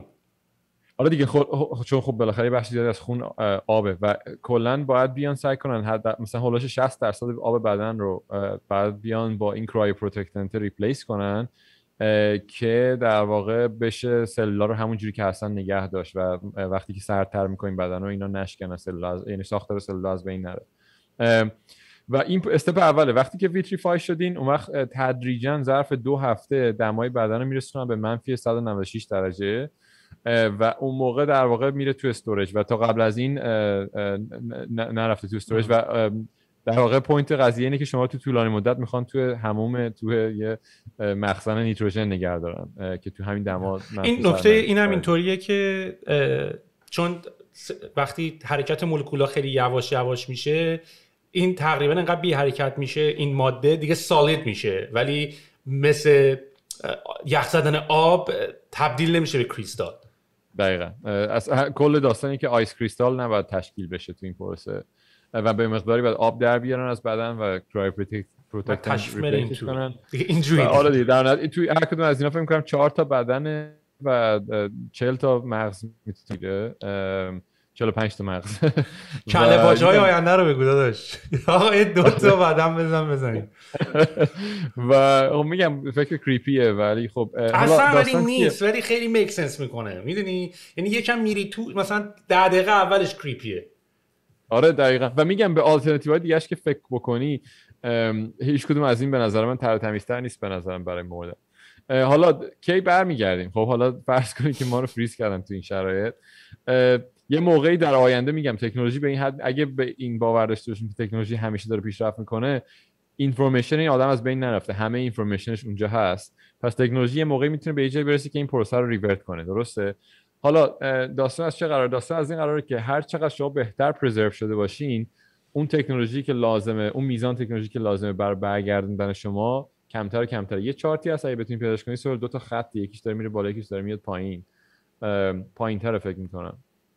نه داشتم این ریچارد فینمن هم من با اینکه خیلی معروفه ولی تازه نمی‌دونستم ازش ویدیو وجود داره این همه تو یوتیوب. آره و واقعا عشق کردم باهاش. آره فاینمن جزو بهتریناست. خب این چارت همین اولیه اگه نشون بدی بالاییه، نه برو اولی، این خب این چی داره؟ نه چارت دیگه الان، نه برو پایین، اون 2 تا خطا که یکیش داره، آره همین جاست. این داره چی نشون میده؟ این داره نشونه خط زردی که داره میره بالا داره نشون میده که تکنولوژی چقدر پیشرفت داره میکنه، یعنی قابلیت ریوایو کردن تکنولوژی چقدر به مرور زمان پیشرفت خواهد کرد. و اون خط آبی هم که داره میره پایین مقدار چالش، یعنی همین چیزی که داشتیم راجع به جن ادیت کردن میگفتیم، احتمالاً یه موقعی اصلا تکنولوژی احیا کردن یه آدم یخ زده خیلی کاستش هم کم باشه، تریویال باشه. آره اصلا دیگه روش دیفالته دیگه، آقا اینو دیگه. دقیقاً نقطه‌ای که دنبالش هستیم این نقطه تلاقی این دوتا است. آخه الان هم واقعا لاشتو پرت میکنن تو خاک دیگه، به غیر اینه مگه. همون، و من مطمئنم اون که فریکی‌تره تو آینده مثلا میگن داش پرتت کرد تو آشغالا یارو. ببین واقعا الان ما چجوری مثلا تو فرض کن میبینی که قبل از اینکه آنتی بیوتیک اختراع بشه چقدر آدم به خاطر مریضی‌های خیلی ساده مردن.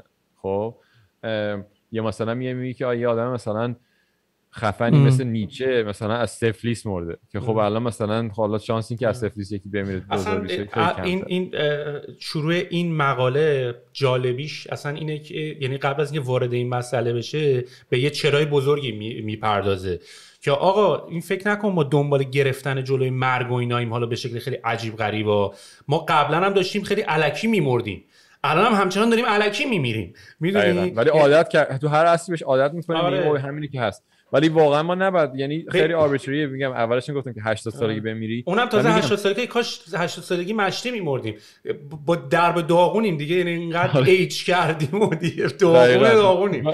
و این به نظرم یکی از چیزایی که همین مثلا فرض کن آدمای 500 سال آینده انقدر به حال ما قبطه خواهند خورد و شاید هم حتی بخندن که او مثلا آدما وقتی 80 سالشون میشد میمردن. شاید واقعا میگم 500 سال دیگه کسی حالا قرار نیست برای اترنیتی زندگی کنه، تازه داره به راهنمایی 80 سالشه تازه داره میره مثلا. آره نه، و مثلا میگم اصلا براشون خیلی همینقدر که ما تاسف میخوریم به حال همه این میلیاردها آدمی که سر موضوعات یا به خاطر مریضی خیلی پیش پا افتاده که یعنی الان پیش پا افتادن مردن قبل از ما، به همون میزانم اینکه الان ما اصلا میمیریم، همین فکتی که میمیریم برای آیندگان عجیب خواهد بود که او مثلا این وقتی 80 سالشون میشد میافتادن میمردن، پس احساساتشون چی میشد، نالجشون چی میشد. ولی من فکر میکنم تو آینده، چون اگه بخوای اونجوری حساب بکنی که ایندیویدوال آدما رو بخوای نگهداری اضافه کاریه. میدونی من احساس میکنم یه کالکتیو مثلا من و پارسا باید بشیم ما، میدونی یه کالکتیوی از من و تو باید دیگه به وجود بیاد و این ایندیویدوالیتی بودنم دیگه خیلی شلوغ بازی میشه آخه همه رو نگه داریم. آخه ببین آخه یه سری میفرستیم مالتی پلنتری دیگه، میفرستیمشون مارس و جای دیگه. آره و حالا کالبد اون اصلا بیولوژیکال خواهد بود نخواهد بود ایناش نمیدونیم واقعا، یعنی شاید نخواهد بود، ولی این احتمال زیاد نخواهد بود واقعا، چون خیلی لیمیتیشن زیاد داره بدن بیولوژیکال و یه موقعی دیگه بیولوژیکال نخواهد بود. ولی میگم حالا این بستگی داره که کدوم تکنولوژی سریعتر پیشرفت کنه دیگه. بدن غیر بیولوژیکال زودتر درست می‌کنیم یا سیمولیشن انوایرنمنت زودتر درست می‌کنیم یا این مثلا سیستم. یکی از بحث دیگه این بود که بعد از اینکه بدن تام همین اتفاق افتاد تو 3 تا آپشن داری، یعنی داشتی اصلا اینو میگفتی. آره اصلا کل بحث این نیست که مردن رو از بین ببریم، یا زنده رو برات گردونن دوباره مثلا اعصاب کفی یا مثلا بیای توی دنیایی که اصلا خبر نداری. میدونی دقیقاً داستان کل پوینت این داستان کرایونیکس اینه که شما کنترل داشته باشی کی بمیری، مجبور نباشی بمیری. اصلا داستان هم پلان بی اصلا upload the person's brain info into a virtual world. این هم ممکنه اتفاق بیفته واقعا و میگم اگه همه ساختار مغزت اینتکت باقی مونده باشه. یه فیلمی هم بود راجع به نتفلیکس چند وقت خیلی صدا کرد تو همین مایا بود، یه سری شرکتی بود آدما که توی دنیای ویچوال ریالیتی بودن، وقتی دوباره به اخواب پا میشدن باشون کنترلشون میکردن.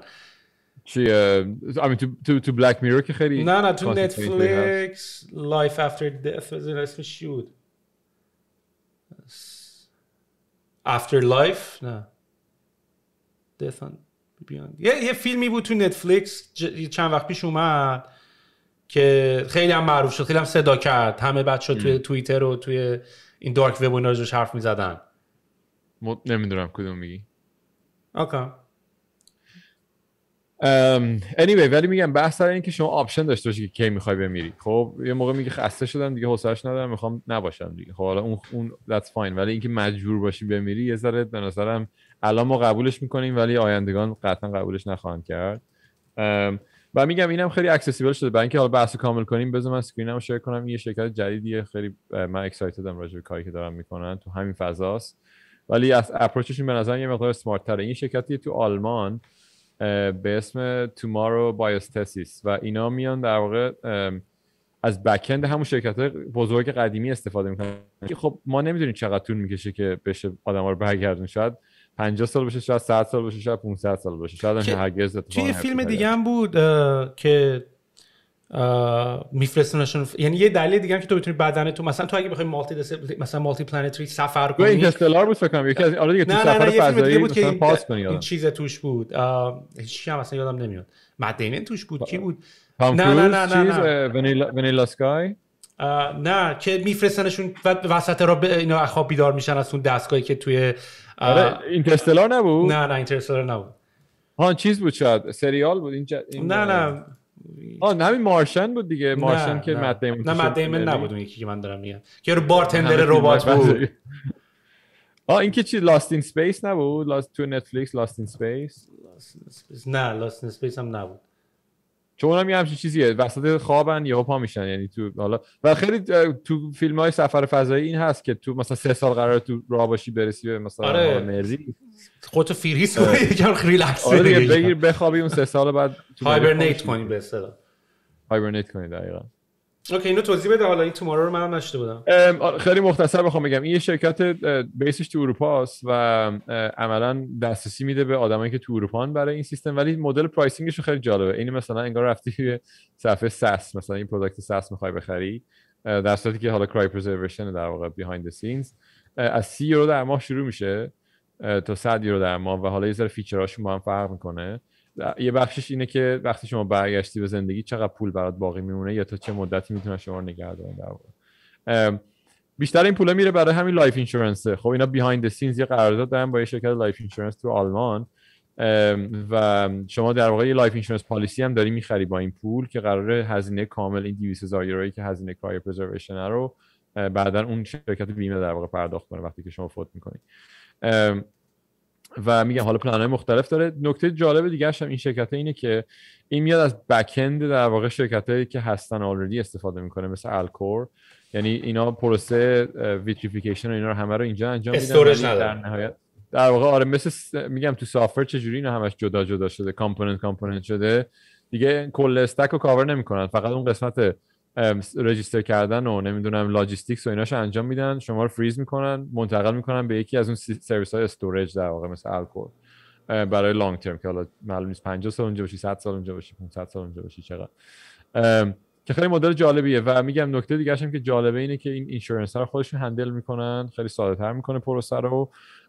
و یه دیدگاه دیگه هم که دارن که به نظرم خیلی جالبه، اینا میگن که بای دیفالت اینا نمیفرستن شما رو به شرکت‌های مثل الکور و اینا، بای دیفالت یه مؤسسه تحقیقاتی توی سوئیس در واقع باشون کار میکنه که اونا در واقع استوریج لانگ ترم انجام میدن.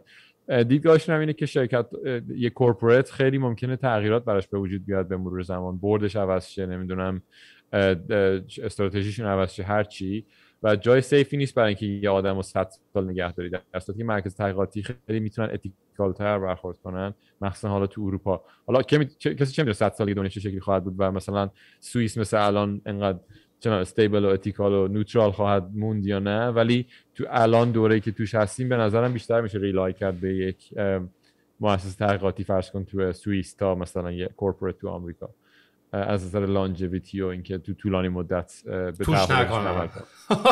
آره پول رو برداشتی زیر ما رو انداختی دور.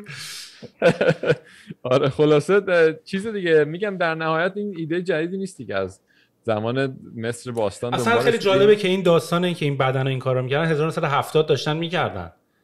آره دقیقاً. و اینطوری نباید کتابش الان فکر کنم بگم. 1930 در اومده اصلا یا 1962 کتابش در اومده که این ایده رو پیچ کنه. و حالا میگم اینم باز یه جورایی الان بهش میگن فرینج ساینس یا فرینج سودو ساینس این کرایوژن، یعنی واقعا اونقدر 100% مبنای علمی نداره، فقط میدونیم که هی داره کیفیت پریزرویشن میره بالا، کیفیت اینکه چقدر شما مثلا همه سلولات همونطوری باقی مونه هی به مرور زمان داره میره بالا و به تدریج میرسه به اونجایی که باید برسه. ولی در حال حاضر کرایو پریزرویشن یه فیلد خیلی جدی و پرکتیکالی تو مدیسین و مثلا تو اسکیل فرض کن حالا همین که مثلا تخمک و اسپرم و اینا رو میشه فریز کرد، اون همش کرایو پریزرویشنه. یا مثلا چند سلولای ایمنی بدن رو در میارن فریز میکنن برای اینکه مثلا بعداً بتونن ازش استفاده کنن یا تکثیرش کنن اینا. اون خیلی فیلد ساینتیفیک تریه و این دو تا فیلد یه جوری موازی هم دارن پیش میرن. خیلی تو کامیونیتی مدیکال قبول ندارن این داستان کرایونیکس و به دلایل منطقی هم قبولش ندارن. مثلا میگن که حتی اگر این کار شدنی بود مثلا بخش‌های مختلف بدن با پروتکل‌های مختلف باید کرایو پریزرو کرد، نمیشه کل بدن رو بیای با یه پروتکل بیسیک. حتی مثلا تو مغز قسمت‌های مختلف مغز رو هر کدوم باید با یه رژیم مختلف کرایو پریزرو کرد برای اینکه اون ساختارشون رو حفظ کنه. ولی این یه ذره کروده کاری که با کرایو میگن، واقعا مثل اینه که همه آبو دارن میکشن بیرون با یه ضد یخ بیولوژیک که اکچولی تاکسیک هم هست، یعنی آدم زنده اینو بخوره میمیره احتمال. این ضد یخی که تو بدن تزریق میکنن هنوز یه خورده کروده تکنولوژیش. ولی باز میگم از همه آلترناتیوهای دیگه که من میتونم بهش فکر کنم برای مردن به نظرم بهتر میاد و میگم خیلی تابوه مثلا تو حالا کالچر ایران و اینا، ولی حالا باید تدریجا کالچر ایران دیگه اصلا بحث کالچر دنیا الان دیگه اینقدر علم داره دنیا رو در بر میگیره و واقعا اگه بخوای این داستانا رو درک کنی و بفهمی دیگه اصلا بحث کالچر نیست به نظر من. It's pure science. آره دقیقاً. ولی خب باز میگم مثلا من بخوام اینو برای خب درک آره همون جوری که برای من و تو هم طول کشید تا درک کنیم این قضیه رو. آره دقیقاً یه بازی طول میکشه و خیلی هم میگم میترسن واقعا از این داستان، براشون ترسناکه. چون مثلا دیدی ملت هم خیلی فاز اینو دارن که تو کار خدا دخالت نکن، ولی در نظر نمیگیرن که اصلا کار خدا تو الان هم همچین این نبوده، میدونی، یعنی همش اکسیدنت بوده این اتفاق افتاده. و کنسر هم کار خداست، کووید هم کار خداست، اونطوری بخوایش نگاه کنی. آره. و ما رو داره زجر میده، این میدونی خیلی منطقی نیست. آره خلاصه این چیزاییه که من اخیراً خیلی درگیرش شدم. میگم پیشنهاد میکنم این حالا جنومیکس که واقعا حالا نگرانی پرایوسی شو اینا رو واقعا میشه هندل که همه اینا رو میشه با یه اسمی غیر از اسم خودتون انجام بدین و خیلی اطلاعات جالبی راجع به خودتون میتونید دست پیدا کنید، چه حالا سلامتی باشه، چه فیتنس باشه، چه انسستری باشه، همه اینا اطلاعات جالبیه. و میگم حالا با تفکر هکری و مثلا سافری هم بخوایش نگاه کنی، ما واقعا میتونیم یه کانتریبیوشن داشته باشیم نسبت به این فیلد. این نیست که فقط حالا مختص بیولوژیست باشه. حالا مثال خیلی خوبش اینم بگم، آخرین چیزی که میخوام بگم اینه یه پروژه الفا فولد، دیپ مایند هممون میشناسین دیگه، دیپ مایند شرکت ای آی که گوگل خریدش تو لندن و خیلی پایینیره و پیشرانن تو اینویشن های ای آی. یکی از پروژه های اخیرشون اسمش الفا فولده و حالا نیمینگش همون فرمتیه که الفا گور مثلا اینا رو صفحهش سهیل آورد رو صفحه این هوم پیجشون اگه بزنی الفا فولد سهیل تو گوگل سرچ همین آره اینجاست. اینو پارسال اناونس کردن، مقالهشون تو نیچر و خیلی جالبه واقعا. اینا از AI اومدن استفاده کردن برای اینکه در واقع سیکونس پروتئین رو بشه شکلش رو در آورد. این چیزایی که ما تا الان نشون دادیم کد حالا شما فرض کن بیای کل دی ان ای هم سیکونس کنی، این به شما این اجازه رو نمیده که بیای دی ان ای رو بازسازی کنی، چون که هنوز نمیدونیم این به چه استراکچری تبدیل میشه و خیلی پیچیده است استراکچر پروتئینا و استراکچر دی ان ای و همین جور چیزا. اینا حالا خیلی یه گام اولیه است تو این داستان. ولی این اتفاقی که همین تو این 2 هفته پیش هم اخبارش خیلی گل کرد که آقا ما تونستیم فولد کردن پروتئین رو مثلا انجام بدیم. آره ولی این خود پیپرشون پارسال پابلیش شده، 2020 پابلیش شده بود. حالا من کی چرا بزرگ شده خبرش، ولی واقعا اتفاق بزرگیه چون با AI اومدیم به بهترین اکورسی که تا حالا داشتیم تو این مسئله پرابلم فولدینگ رسیدیم که بتونیم پروتئین‌های ساده‌تر رو از روی سیکونسشون مدل سازی کنیم با دقت خیلی بالا و پایین‌ترین خطا رو داره بین همه مدل‌هایی که تا حالا داشتیم برای پیش بینی ساختار پروتئین. و اینو حالا اکستراپولیتش کنی، حالا کم کم میشه اینو بستش داد به فرض کن یه ارگن، یه چیزی فراتر از یه پروتئین، یا حالا بگیم یه سلول اول، بعد مثلا یه ارگن، بعد یه ارگانیسم کامل. یعنی شاید یه نقطه‌ای در آینده شما بتونید از رو دی ان ای بازسازی کنید که اون آدم دقیقاً چه شکلی خواهد بود یا چه خصایصی خواهد داشت. و این میگم تلاقی این فیلدها با هم خیلی جالب شده که حالا از این طرف AI خب خیلی داره پیشرفت میکنه، از این طرف بیگ دیتا همیشه بوده و با کار کردن با دیتاهای بیشتر و بیشتر، و از این طرف هم الان جینومیکس و اینا داره واردش میشه. یه فیلدیه که به نظرم تو 10 سال آینده خیلی رشد خواهد کرد و از این حالت آکادمیک و اینا خارج خواهد شد دیگه. واو، ببین من فکر میکنم ما اصلا کلا باید یه ریشه به یه شاخه بزنیم تو طبقه 16 بریم به سمت این داستانا، چون برام همه فکر کنم جذابه. بعد من این چیزها رو تاپیکی نمیبینم که مثلا بخوای به یه سری آدم خاص علاقه دارن. اینو ببین مثلا اینی که مثلا وسط میز پوکری هم دارن پوکر بازی میکنن، اصلا that's why you are here، بعد مثلا تو بگی آقا من حوصله یاد گرفتن پوکر ندارم. میدونی تو وسط لایفی اینه بازیت، اینه، اینا رو باید بفهمیم ما الان.